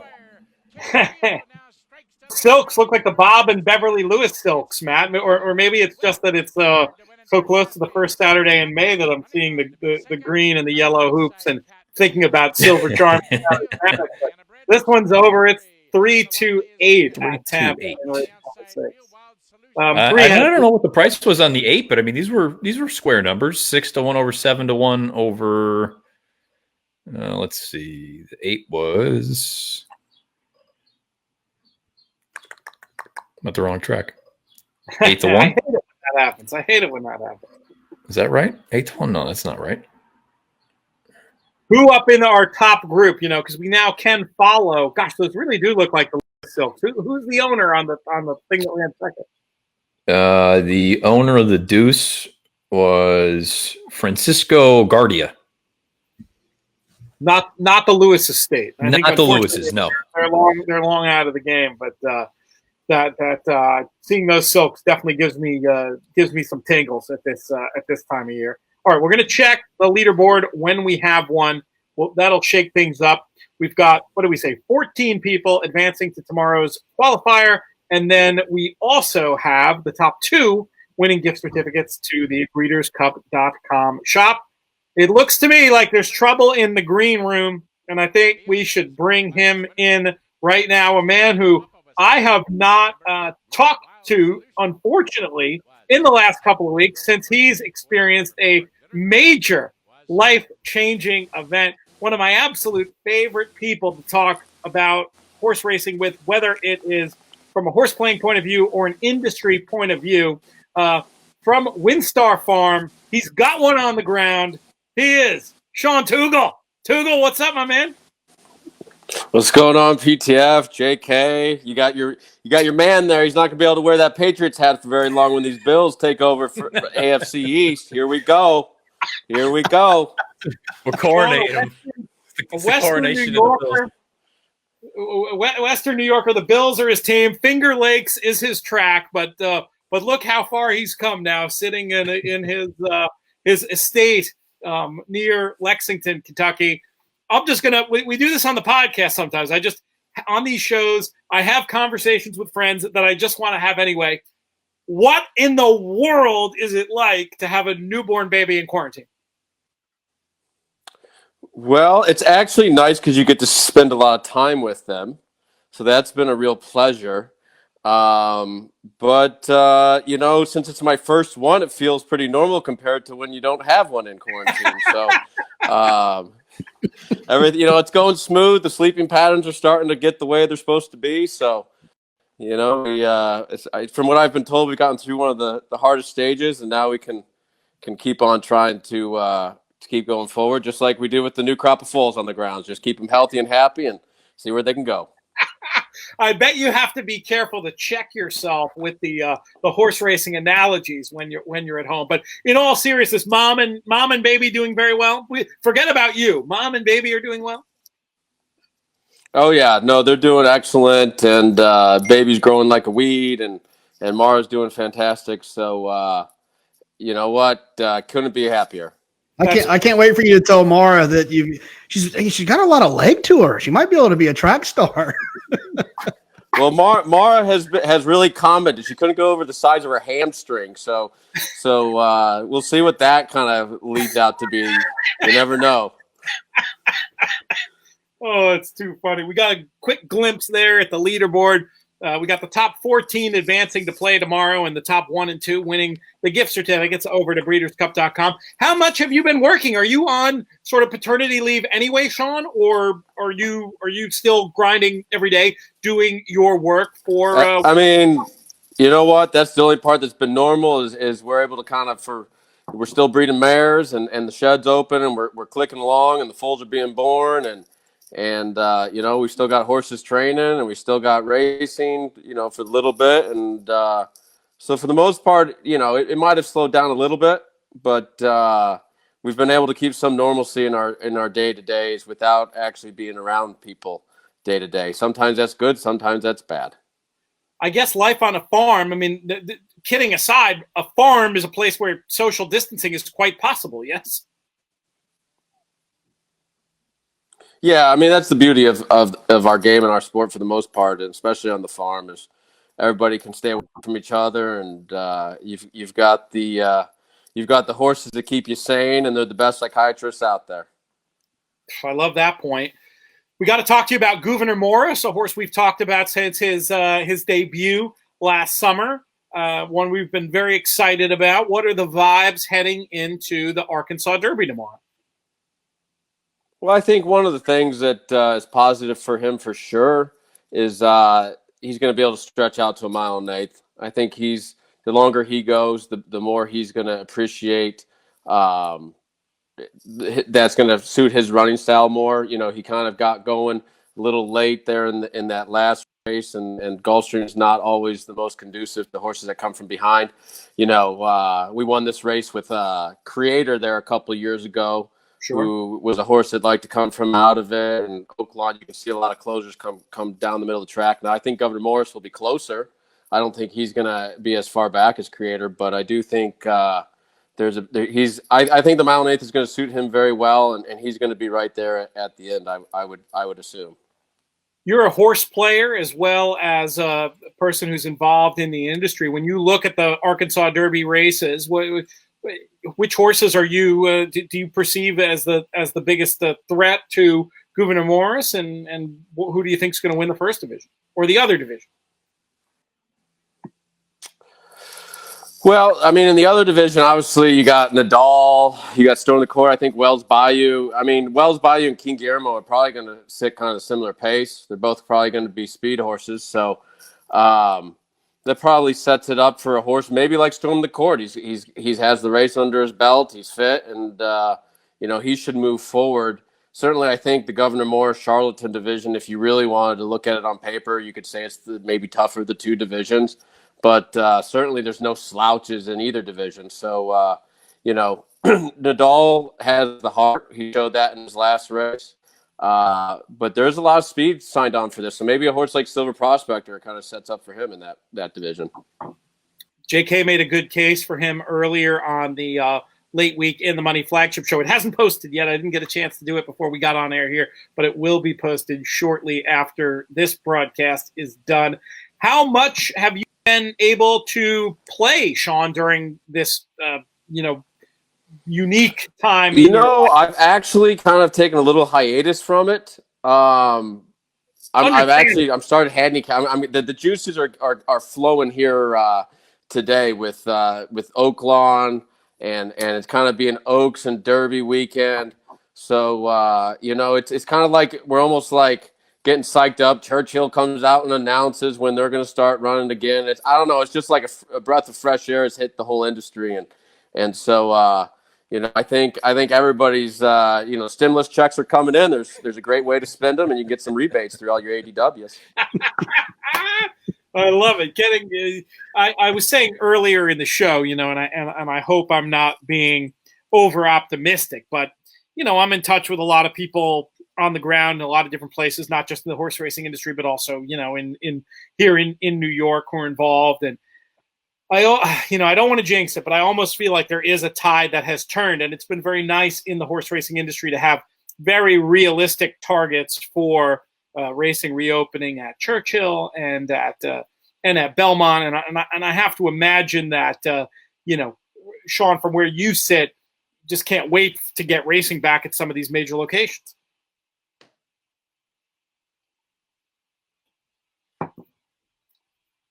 Did Sean freeze? Did I freeze? You're good, Pete. Well, yeah, you're Matt's upset. good. Shawnee looks a little bit freezed, a little Sean frozen. looks like Michael Shannon from Boardwalk Empire. Same dig the beard though, the Sean beard. That was my next question, was going to be to make fun of him for the beard. So I'm glad you mentioned that. 0 minutes to post for race number 5 at Tampa at Gulfstream. We'll try to get Sean back, but let's talk about who's going to win this race. We've got a big full field here. Matt, what do you think? Yeah, this was the trip horse for me, and I know it's not an apples-to-apples sort of move, but the 7 Decider for Eddie Plisa, that most recent run, this is a horse that wants to be forwardly placed.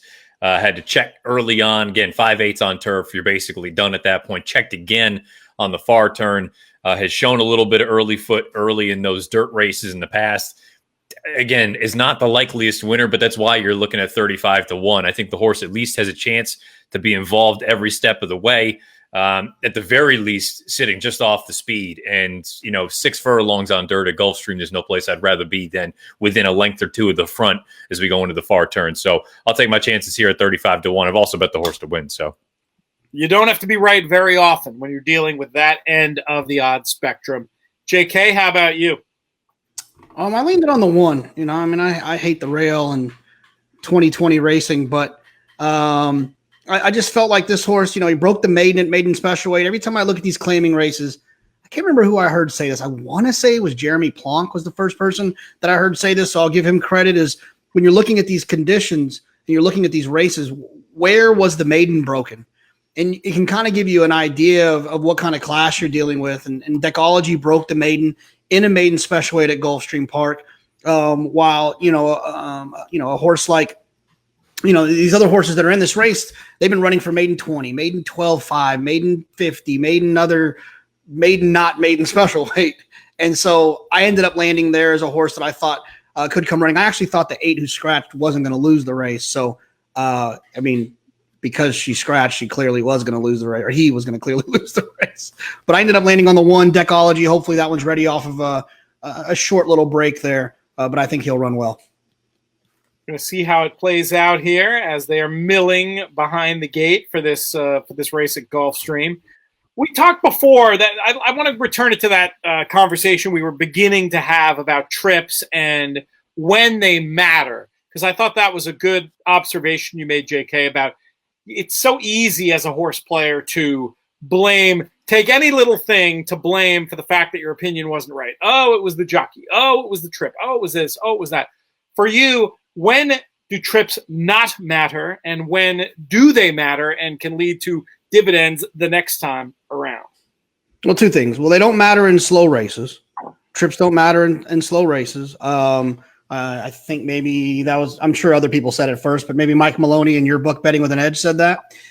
And I also forgot that I switched my pick to the 12 Starship Taxi. I forgot I did at the very end. I couldn't get over the rail thing. Just some outside speed play. I thought would be a much better price, 8-1. So did somebody bust you on that? Were you looking at the comments and be like, "Oh, Jake, look at Jake putting us away"? Or no, Rotundo. Well, what happened? Rotundo tweeted us and said that someone made the donation, and I have to call a race. Do you want to do it right now, or do you want? No, I got it. You wouldn't ask Travis Stone to call a race when they're getting in the gate. Yeah, but we're trying to embarrass you. That's the difference. Well, let me close this thing up. We get the last at Gulfstream.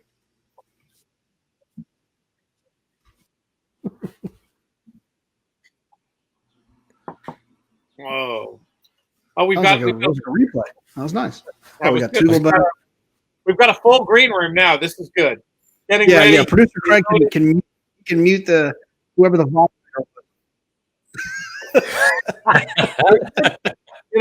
Tugel, this is on you. And Producer Craig, just general good advice: keep Tugel muted until I ask for him.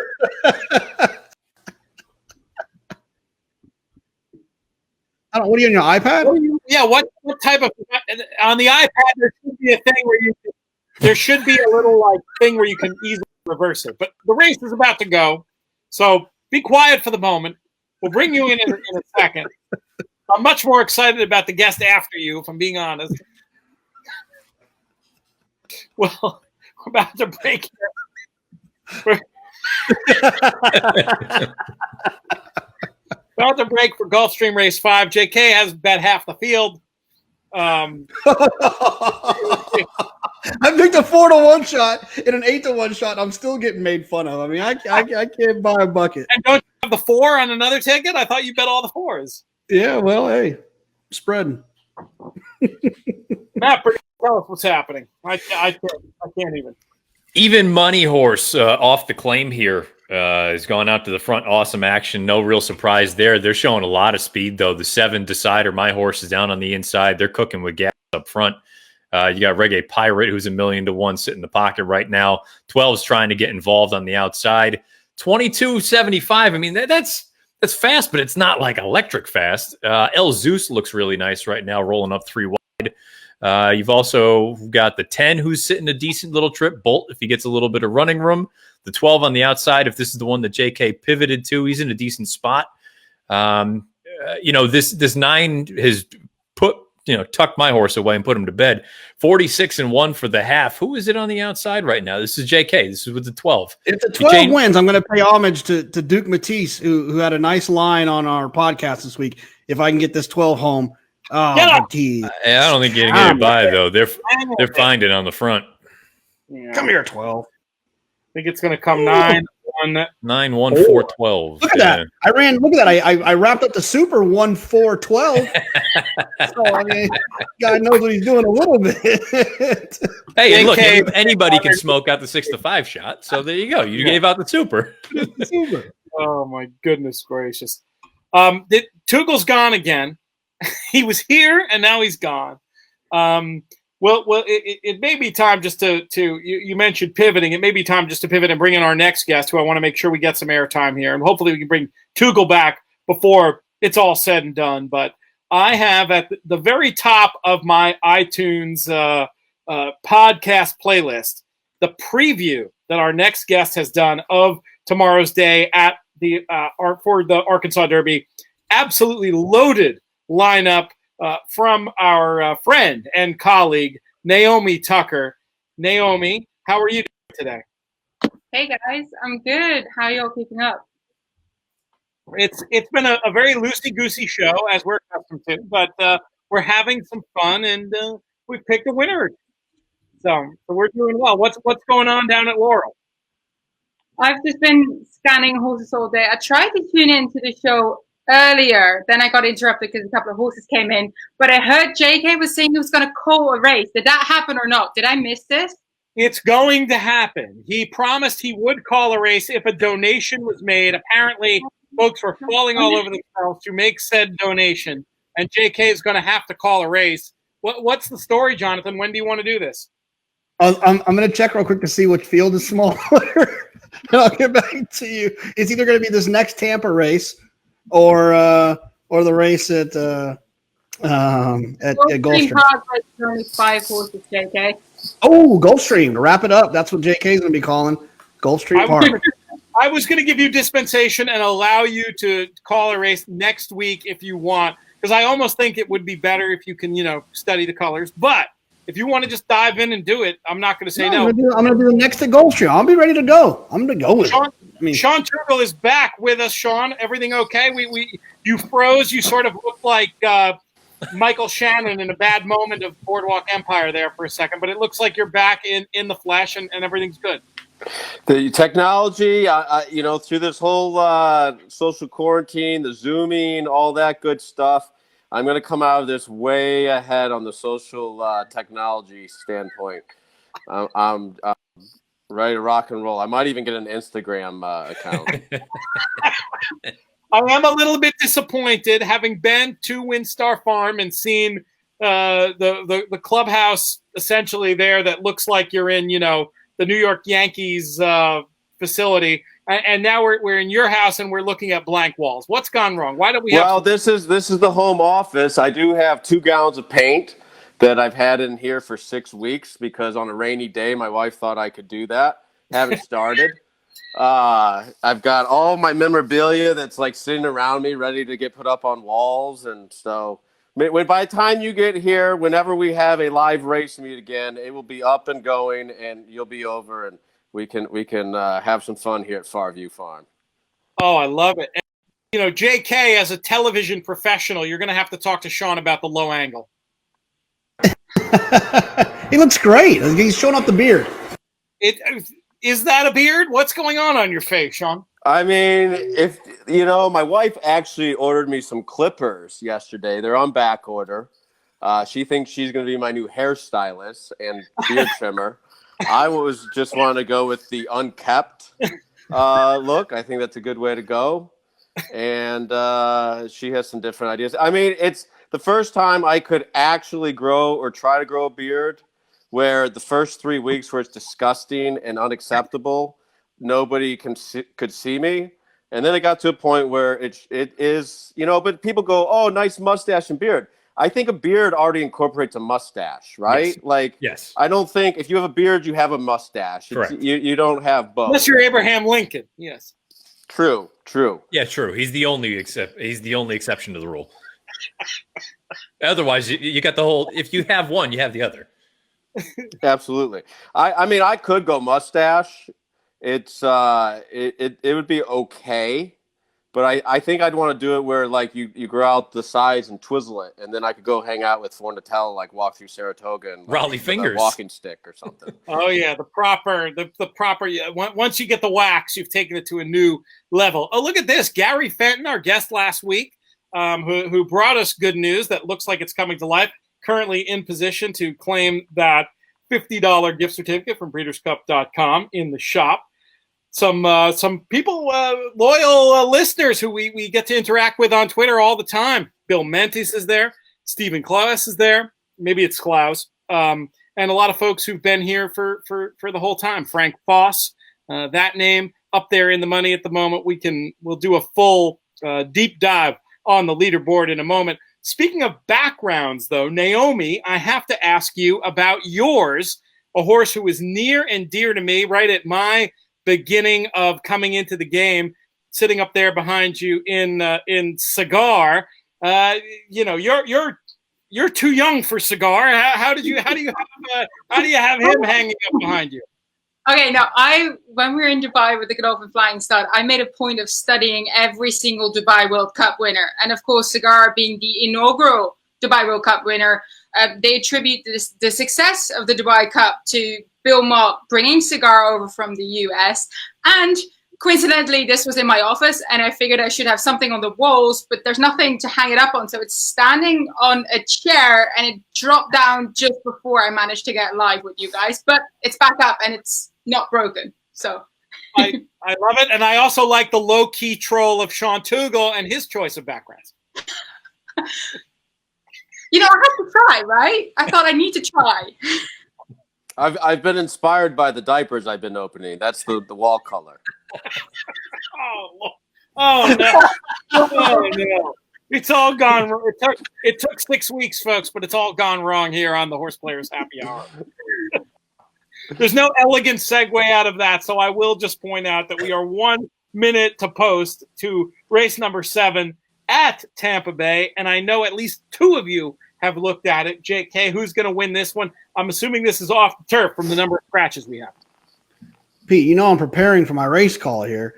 You're going to do it? You're going to go? No. Pete, I got the feet up for Goldstream. I'm ready for Goldstream. No, I use the 4 at Tampa. Via Forever, who is what? We got 3-1 here. Spent a lot of time down on the rail last time, has the dirty form, a little bit of a drop in class. And so I landed on the 4. I was hoping for a little bit of a better price, but dropping in, I guess they're in an allowance 30. Yeah. So dropping into 16, I landed on the 4 here.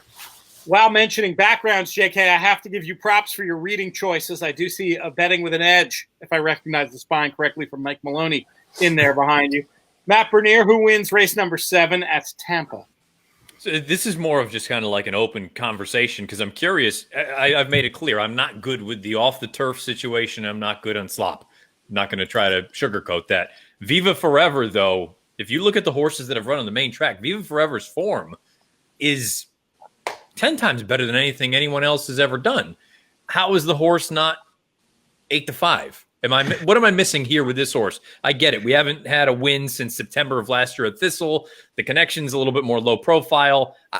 I just look at the horse and say, if she runs her B race, she wins. What am I missing? I think it's the last race, the dirty race, the last race. Most horse players, especially the casual ones, they look at the top line only. They look at every horse top line, and so, 7th beaten 27 at 17-1. I think a lot of times people miss the fact that it wasn't a great trip and it was against better. So I think that has a lot to do with it. I've just always been curious because a horse like this, I go through and look at it and say, you've got a number of horses that, sure, they've run on the main track, but they really haven't done a heck of a lot of running. We talk about it from a pace standpoint. The 4, if she's not on the lead, she's going to be darn close to it. I'd rather be there than trying to rally from 15 out of it. And again, this is coming from someone who's made it clear this is not my forte. I struggle in these areas, but I just look at her and I go, why am I, what's the disconnect here? I feel like she should be the price that the 14 is. 3-1 catching a little bit of money, but I think that top sheeting phenomenon JK references is definitely coming in play here. Quick note that there are going to be a couple of off the turf races early tomorrow at Tampa, but it does sound like they're going to try to keep things on the turf for the 2 turf races later on in the card. The other thing is if you haven't printed your Oaklawn PPs for tomorrow, we're going to give out some early scratches before we run out of here. We'll run through some quick ones. So we'll give you this race to get those in order. Grab your PPs for tomorrow for Oaklawn. There's some early scratches. They're posted on Twitter, but if you want to just sit here and listen, we'll run through them really quick. You can mark them all down. Not a bad idea. I was assuming, JK, with the news about racing opening in other jurisdictions in the next few weeks, that we might not see quite as many horses showing up in those big stakes at Oaklawn tomorrow, but still looks a very interesting day of racing tomorrow. Interesting late afternoon tonight when we log off here. Going to be taking a look, a couple of stakes, including, of course, the Grade 3 Fantasy with Venetian Harbor. And owner Dom Savides has said they're going to be making a donation of purse money that Venetian Harbor, should she participate in that today, is able to accrue. And, of course, we're rooting for her for all manner of reasons, as there is about 1 left to load here at Tampa for race number 7. Of course, this is part of the problem. It's the 4, and she has no rider, which is usually not a good thing. And she's now 2-1. So just kind of spoke that into fruition, That's all you guys' fault. Yeah, I don't think people listen to us that seriously as far as opinions are concerned. Unfortunately, the 4 is finally loaded, and there's 1 or 2 left to load here.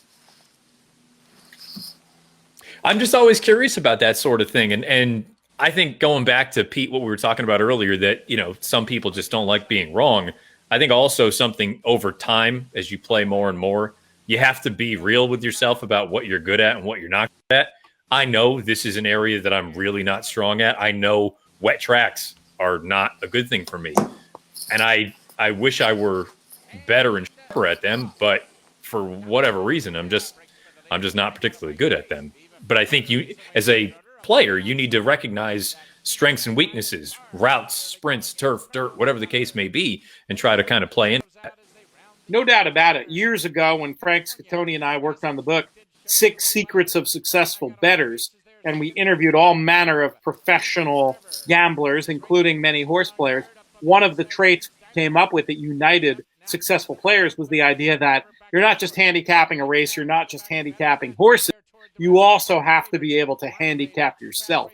And that speaks to exactly what your point is, Matt, for sure. JK, I think I like where you are. JK, I don't even know where he is right now. Oh, there he is. He's back in frame. I was just saying, I thought you were in a good spot. I thought you were giving him a dig, saying that I like where you are. You're not here anymore. No, I really thought I would have felt okay if I was on the 4 when I said that. This is unbelievable.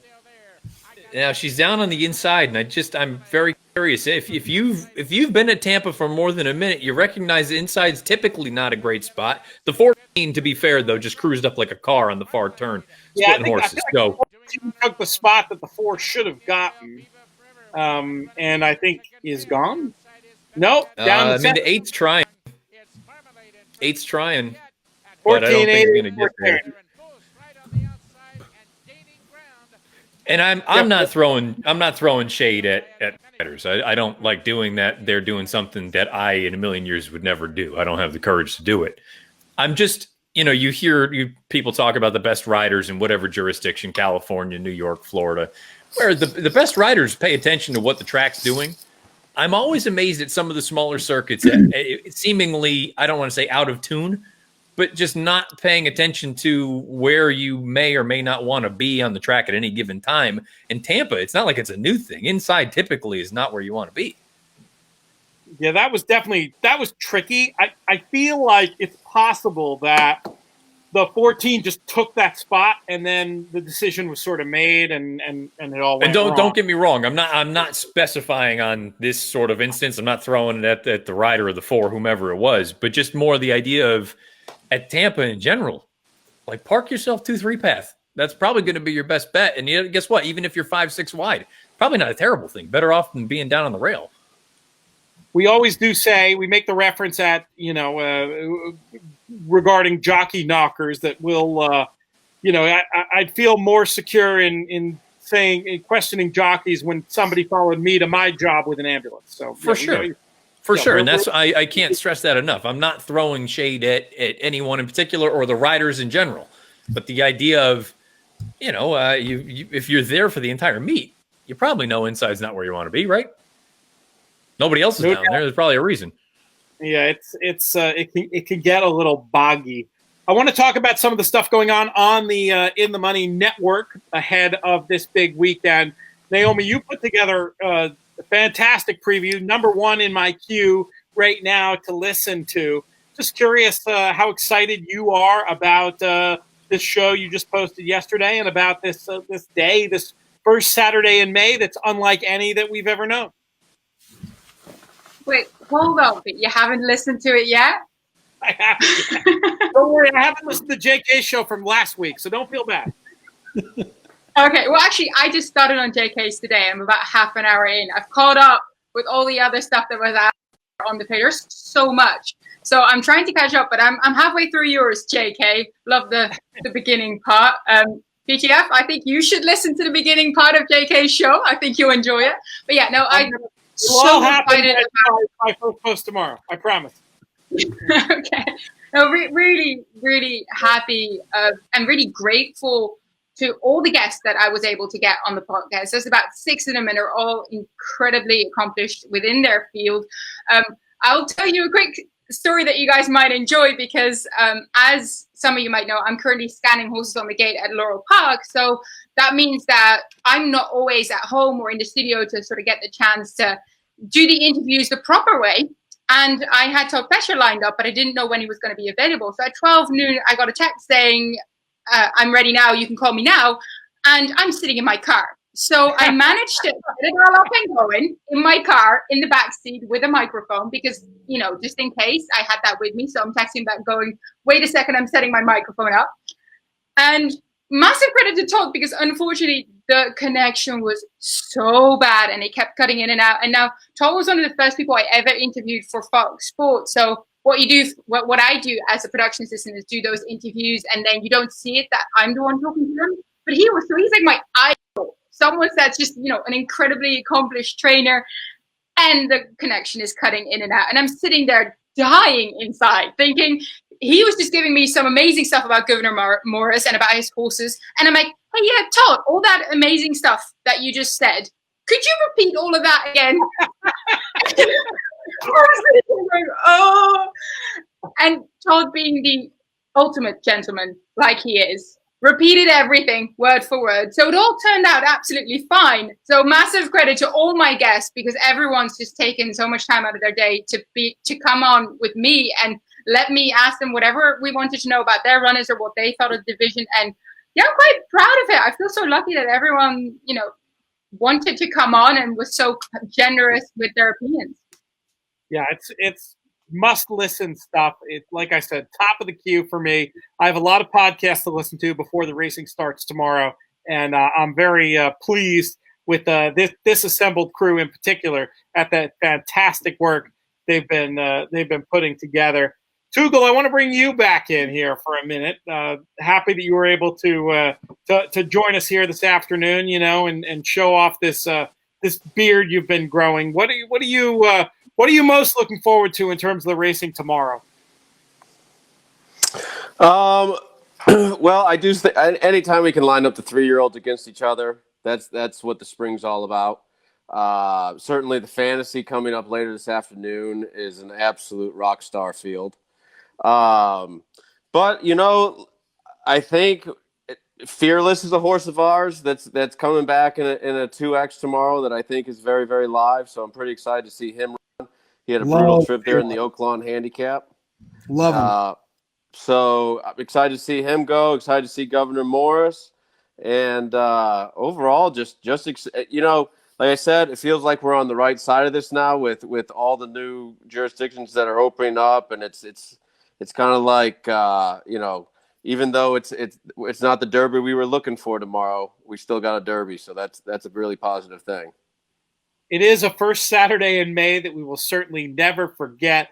Dom Savides was on with us earlier, Sean, who's one of the owners of Venetian Harbor.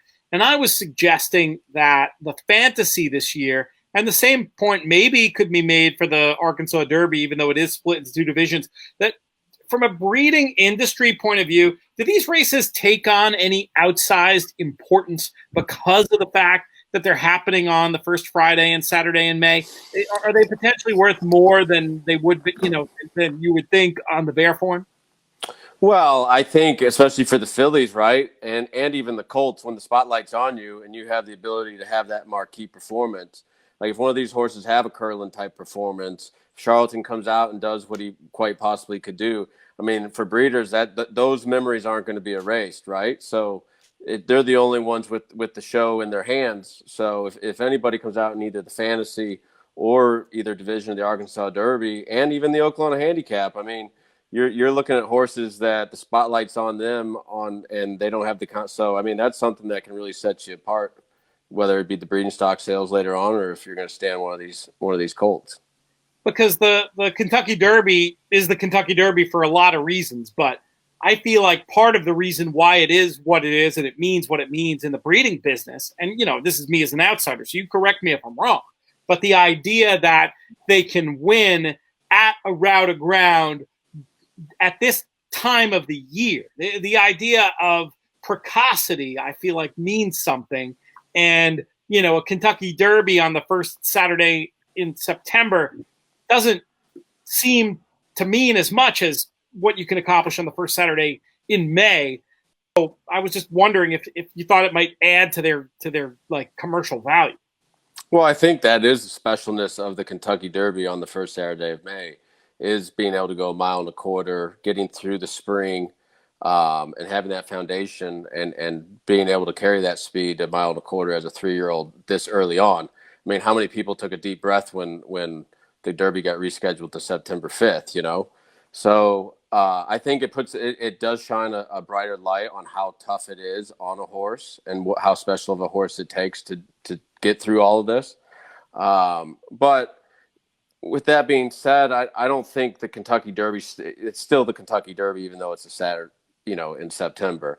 Yes, are we going to, you know, have 15, 20 years from now, are we going to remember that Kentucky Derby and why it was and when it was run? Yes, but you're still not taking away that gold jug from them. That's a good point. I mean, it's not – I almost see it more as a positive for a horse that achieves in the Arkansas Derby as opposed to a negative. I mean, it very well could be – I think it very well could be a better race, you know.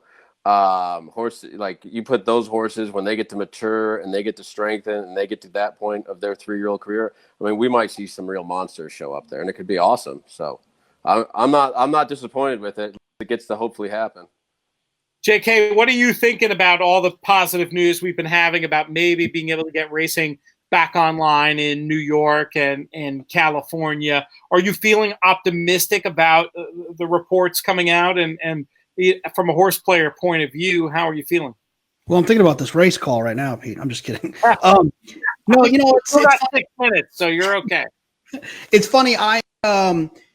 You know, obviously, when it comes to the racing thing, the thing that gets me the most excited about racing coming back is I try to put my selfish needs aside for entertainment, and I'm happy for the backside workers and the trainers that aren't named Todd Pletcher and Chad Brown and Bob Baffert, who in reality are going to be okay. I'm worried more about the guys that are winning at 7%, trying to pay bills, and I'm obviously happy that they're going to have a chance to continue to employ people that work for them, and then to also make money for themselves and their families. That's the first good news.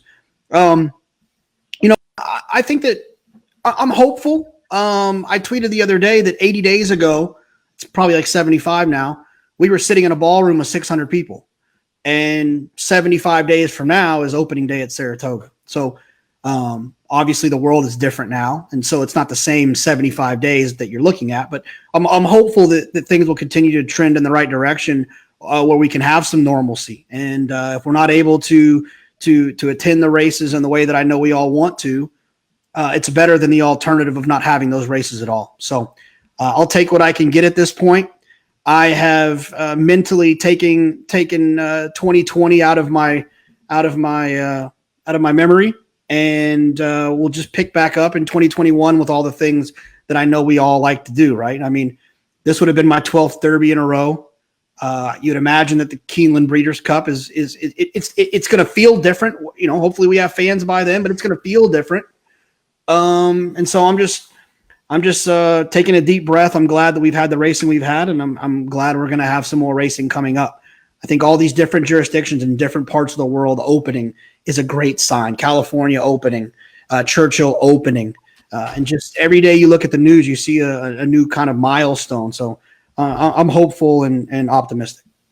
Fingers crossed that things keep going in the right direction. I know you need to study the colors for this race call, so just give us your pick in like 6 seconds. I need to call Travis Stone and tell him how to do his job better. All you got to do is screenshot him. I just screenshotted him in the post parade. I'm going to put them up right here on this side of the screen with their names, and I can see their colors right here. Who needs markers, Travis? Who needs markers? God, I like out the of this four. world. And I need the four. I need the four in a head-to-head. I'm in a head-to-head against a gentleman by the name of Paul, and I am winning right now by $4. I have the 4, and he has the 1. If he wins, he beats me. If he runs second, he doesn't beat me. What's Paul's last name? Ponath, Ponath. Don't know him. I thought it was a different Paul, perhaps. Matt Bernier, No, who's going to that's not Paul, but it's not him. I like the 5 Starship Nugget in here. I thought the debut was solid enough. I know there was a hot pace for this one to rally at, but second start out, stretching out in distance. Kozan, he didn't really get to show what he was fully capable of on the racetrack. Unfortunately, he only ran 2 times, but he's off to a pretty strong start, it seems like, as a stallion. This one has a sibling that won going a ride of ground on dirt.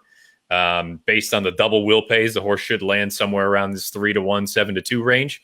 And I wasn't thrilled with any of the other horses in this race. So I wanted a horse that ran well enough, I thought, on dirt in the debut. Stretching out, I don't think is going to be a major issue. I went with the 5. No obligation at all, but Sean or Naomi, did you happen to look at this race? Do you have anything to contribute here? I did actually look at it. So I don't know, Sean, have you got the golden tip here, or do you want to leave it up to me? I mean, I will let you handle this. Okay. Well, I actually agreed with Matt. That's happened before, but we were successful last time it happened. So I think that's a good sign. Went with the 5 Starship Nugget. Looked at that race. Indeed, she had a good, strong pace to run into, but I thought the stretch and distance suited her because she only just started running around the home turn and then came with a really nice closing kick. And I thought that was just a really strong debut. Love looking at family trees here for the maiden special weight. Now, her dam was unraced, but her half-sister by Big Drama broke her maiden on the second time of asking at Santa Anita Park. Yes, only over 6 furlong in a fillies maiden special weight, but I thought that shows that at least there's a bit of precocity there. And yes, it is 3-year-olds, but hey, if a sibling wins second time out, why can't she? The sibling is actually called Instant Drama, which I thought was really cool by Big Drama. Just a quick note. And I looked at some of the others in this race. The number 6, Key Biscayne. Looking at that last race, she just really didn't get a trick. She jumped. I think she hangs a little bit to the left. She jumped to the left coming out the gate. Then she got keen. She got crowded. She got checked. She did show closing kick, but again, you could see that she was sort of hanging a little bit towards the left. I just don't like that as much. Did think she was interesting here, but not enough for me. And I also really hope to get a little bit of value, so I ended up on the 5. All right. Top 14 entries are going to win their $179 entry into tomorrow's Breeders' Cup Betting Challenge qualifier. Of course, you can buy in directly for that opportunity over at horseplayers.com. And so there's a lot to play for. We've also got the folks at the top of the leaderboard competing for those breederscup.com gift certificates. Currently, those spots occupied by Ryan Notek and Lawrence Binns. They've got a little bit of cushion, but all to play for here. And we're going to see very soon who gets to win our prizes on this Horseplayers Happy Hour. They're out on the track at Gulfstream Park, and we're going to see a lot of what's we're going to get to see how it all plays out just in a few minutes. Jonathan, tell us about what you've got going on this weekend. You're going to be at Vince Young's Steakhouse tomorrow, working for Fox. Yeah, I am. I think that I think they just started. I think they just started on FS 1 or 2 right now, probably 1 for the fantasy. So that'll be on right now. If you want to watch Venetian Harbor gallop for the TRF, that'll be on Fox tonight or today. And then I'm on tomorrow. We're on I think the full card at Oakland. I think we're on from like 1 to 7 or it's a long one. And then they'll be back on Sunday as well. I won't be on Sunday. I'm only on tomorrow. And then with the good news of racetracks opening, I'd imagine there'll be some Fox coverage continuing. That'll be announced soon for the rest of the year, and obviously Saratoga. What's the, now that you're spending so much time at the Vince Young Steakhouse, what is the meal structure you have worked out for yourself? Handicap the menu. Do you just get 1 meal per shift, or appetizer and a little dessert to end, or? They were open at the beginning, but they've been closed for like the last 4 or 5 weeks, so I hadn't had anything. But I did get a nice little filet to go with a little Caesar salad and these little mashed potato things with some Brussels sprouts, and it was delicious. So I thought about stealing a beer the other day because I know that Mattress Mac and the family wouldn't mind.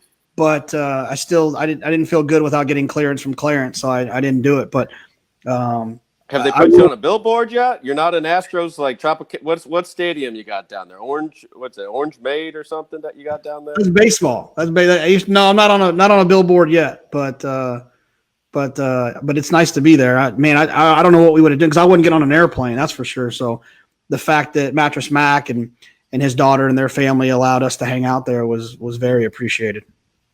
I'm going to put in, you mentioned beer, I'm going to put in a plug because this is a really cool project that's going on internationally. My buddies over at Other Half in Brooklyn started this off. It's the All Together IPA. So they put out this recipe for an IPA called All Together. Craft breweries from around the world are doing their version of it. It's like, they do their version of the recipe, and all the proceeds going to service industry people, which is they're off. Dark. I see. You got that part of the race call right. Amadora takes the lead. You pick it up. Amadora takes the lead on the inside. The 6 Key Biscayne sitting chilly in second. Right outside of her is a 7 Love Ranger. Down on the inside, the 1 Mo of the West. And almost last, in between horses, the 5 Starship Nugget. I'm going to try my hardest not to make a chicken nugget reference if she wins. As they hit the backstretch, going 24-2. I always panic when I say that because I think that's right. And the 4, Amadora, starts to kick away, which JK needs for his head-to-head. I'm going to try not to be like other race callers that bet, and you won't know. You won't know that I know. The 6 Key Biscayne, obviously asking a little here. I want to thank Carrie Hammond for the donation, making me do this. Carrie Hammond, thank you very much. The horses at TRF appreciate it as well. The only real danger here is Starship Nugget, very similar to a McNugget. Starship Nugget is running a little bit, which I'm not really a fan of. I do like sweet and sour sauce, barbecue from Chick-fil-A. Here we go. The 4, Amadora, just starting to be asked a little bit. The only danger is Match Starship Nugget, but Amadora seems to have a little bit left in the tank. Come here, sweetheart. By the way, Outside. Key Biscayne is running. It's not a problem. No, Key Biscayne is coming, storming down straight. I was going to do it, but I didn't. I was going to do it, but I didn't. I was going to do it, but I didn't. On my airwaves, please. And the 6, Key Biscayne wins at 3-2. Once again, thank you to Carrie Hammond for the donation. I know that the human and equine connections at the Thoroughbred Retirement Foundation are very, very appreciative. JK, first of all, don't quit your day jobs. Second of all, will the points you get from the 4 get you to the top in your head-to-head with the 1 running out? Home and hose down, baby. Home and hose down. That's why, despite fumbling the call, you sounded so happy. I get it. You were doing okay there for a minute, ex the referee. But there you go. There you have it. It comes 6-4 at Gulfstream Park. What's that going to do to the top of our leaderboard? Who's going to win our Breeders' Cup gift certificates? And let's take a quick look down the bubble and see who might have snuck up as a result of that. Top 14, as we mentioned, are going to be playing tomorrow on Horseplayers.com in that $179 qualifier, trying to win their way into the proper Breeders' Cup Betting Challenge, an event in which Matt Bernier has won his entry for this year a couple of weeks ago, and on his resume has a top 10 finish in that event as well, something Jonathan Kinchin wishes he could say. Oh, Jesus. I'm sorry, what happened? Oh, that's true. I do. I'd like to leave the Breeders' Cup without $0 in the Breeders' Cup Betting Challenge. That would actually be nice. So let's start with that, and then we'll worry about a top 5 finish. I'll tell you what, if you two had put your heads together back in whatever that was, 2013, 2014. 14? No, that wasn't. No, Matt wasn't 14, was it? Oh, it was 14. Yeah. When Nick, you were near that was fourth, and you were fifth. Yeah, you had busted yourself out by the time Bobby's kitten had won, and Matt, could have used those points at the end. So it just goes to show that looking back on it. It's one of those things that I feel so stupid even to this day. Not that I would have necessarily had a ton of money on him, but I was first going into the mile, and the mile was the race before the Classic that year. And I would have bet, had I known he was going to be 35-1, it's going to sound super red board years later, I was going to bet like $500 to win on Caraconte. I thought it'd be like 15-1 though. So what did I do? I went to the bathroom. I didn't even watch the race. I come back, he wins at some stupid number. And, and in the Classic, I just swing and a miss. It doesn't make a difference. But, yeah, I mean, I think back to that a lot. I'm like, okay, guess what? From now on, you watch all the races, and you just decide not to take any off if there's an opportunity. My best shot of winning the Breeders' Cup Betting Challenge was in 2018. It had to be 18, right? I think Sean, when Yoshida made that menacing move when Accelerate went on to win. Yeah, Churchill. I was hanging out with Sean, and I went and watched Yoshida work that morning, and he, or maybe it was a couple days before. He looked phenomenal. He's training so well, and boy, I thought he was going to win that race. He was 1-5 at the 3/8 pole. I think he went odds on in running. I remember talking to Rob Dove, one of the top 10 pro punters in the UK today, and he did acknowledge that he went odds on. I don't know that it went quite into 5s on, but it was definitely on the wrong side for us of even money. All right, it looks like we have results. Let me pop them up here, and we'll see what ended up happening, who wins our gift certificates, who gets to advance to play tomorrow. Ryan Notek, who had just a huge day, went to the front and improved his position, 105.60, ends up with a $100 gift certificate to breederscup.com in the shop. Lawrence Binns was also there all day, ends up second at 98.40. And then Jason Alonso, Gary Fenton, great to see him up there. Mark Wilgard, Stu Slagle, another friend, Sil Paulhus, Paulus probably, who's a friend, and he'll have to tell me how to actually pronounce his last name. Robert Donati, Stephen Close, good to see his name there. Brandon Graves, Bill Mentis, James Shalvey, Jason Ridgway, and who I met at the NHC, probably 3 or 4 years ago now, on with me and Steve Bick, Chris Olson in 14th place. Good stuff from the crew. And if you didn't win your way in today, feel free to go to horseplayers.com and buy your way in tomorrow. JK, we're going to see you tomorrow on Fox. Folks have to check out these JK Plus One shows.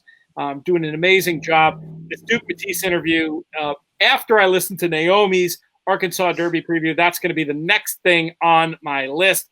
Matt Bernier, just killing it with your show. Thank you so much once again for your contributions today. Naomi, thank you for joining us. And Sean Tugel, we're going to work on the background. We're going to work on the low angle. We got to do something about that facial hair, but it was certainly fun to see you on the live stream tonight. What's going on? What is the rest of your night? What does the rest of your weekend hold? Well, we are going to finish up a little chore work here, Mr. Fornatale. We can get a pitchfork in your hand one of these days, and get ready. We're gonna do a little handicapping. As I said, I think I'm ready to get the juices flowing. Tomorrow's supposed to be a good day to handicap, so let's take on Oaklawn, and we got a little golf game tomorrow. It all sounds good. We'll have you back on soon. We got to get, we'll be rebooting the In the Ring Pedigree podcast at some stage. We'll talk about that. Obviously, there's been so much stuff going on, but it's been so much fun working with you, and we're going to keep it. We'll keep it rocking and rolling. Naomi, we're going to be following you with great interest. Matt and JK as well. But that's going to do it.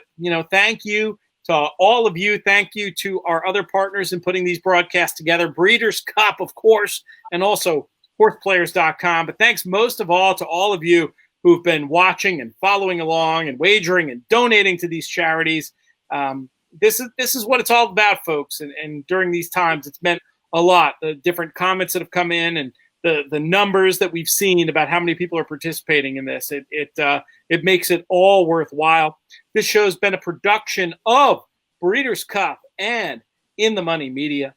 Our chief creative officer is the aforementioned Jonathan Kitchen and his cute little beanie there. Our business manager is Drew Coatney. I'm Peter Thomas Fornatale. May you win all your photos.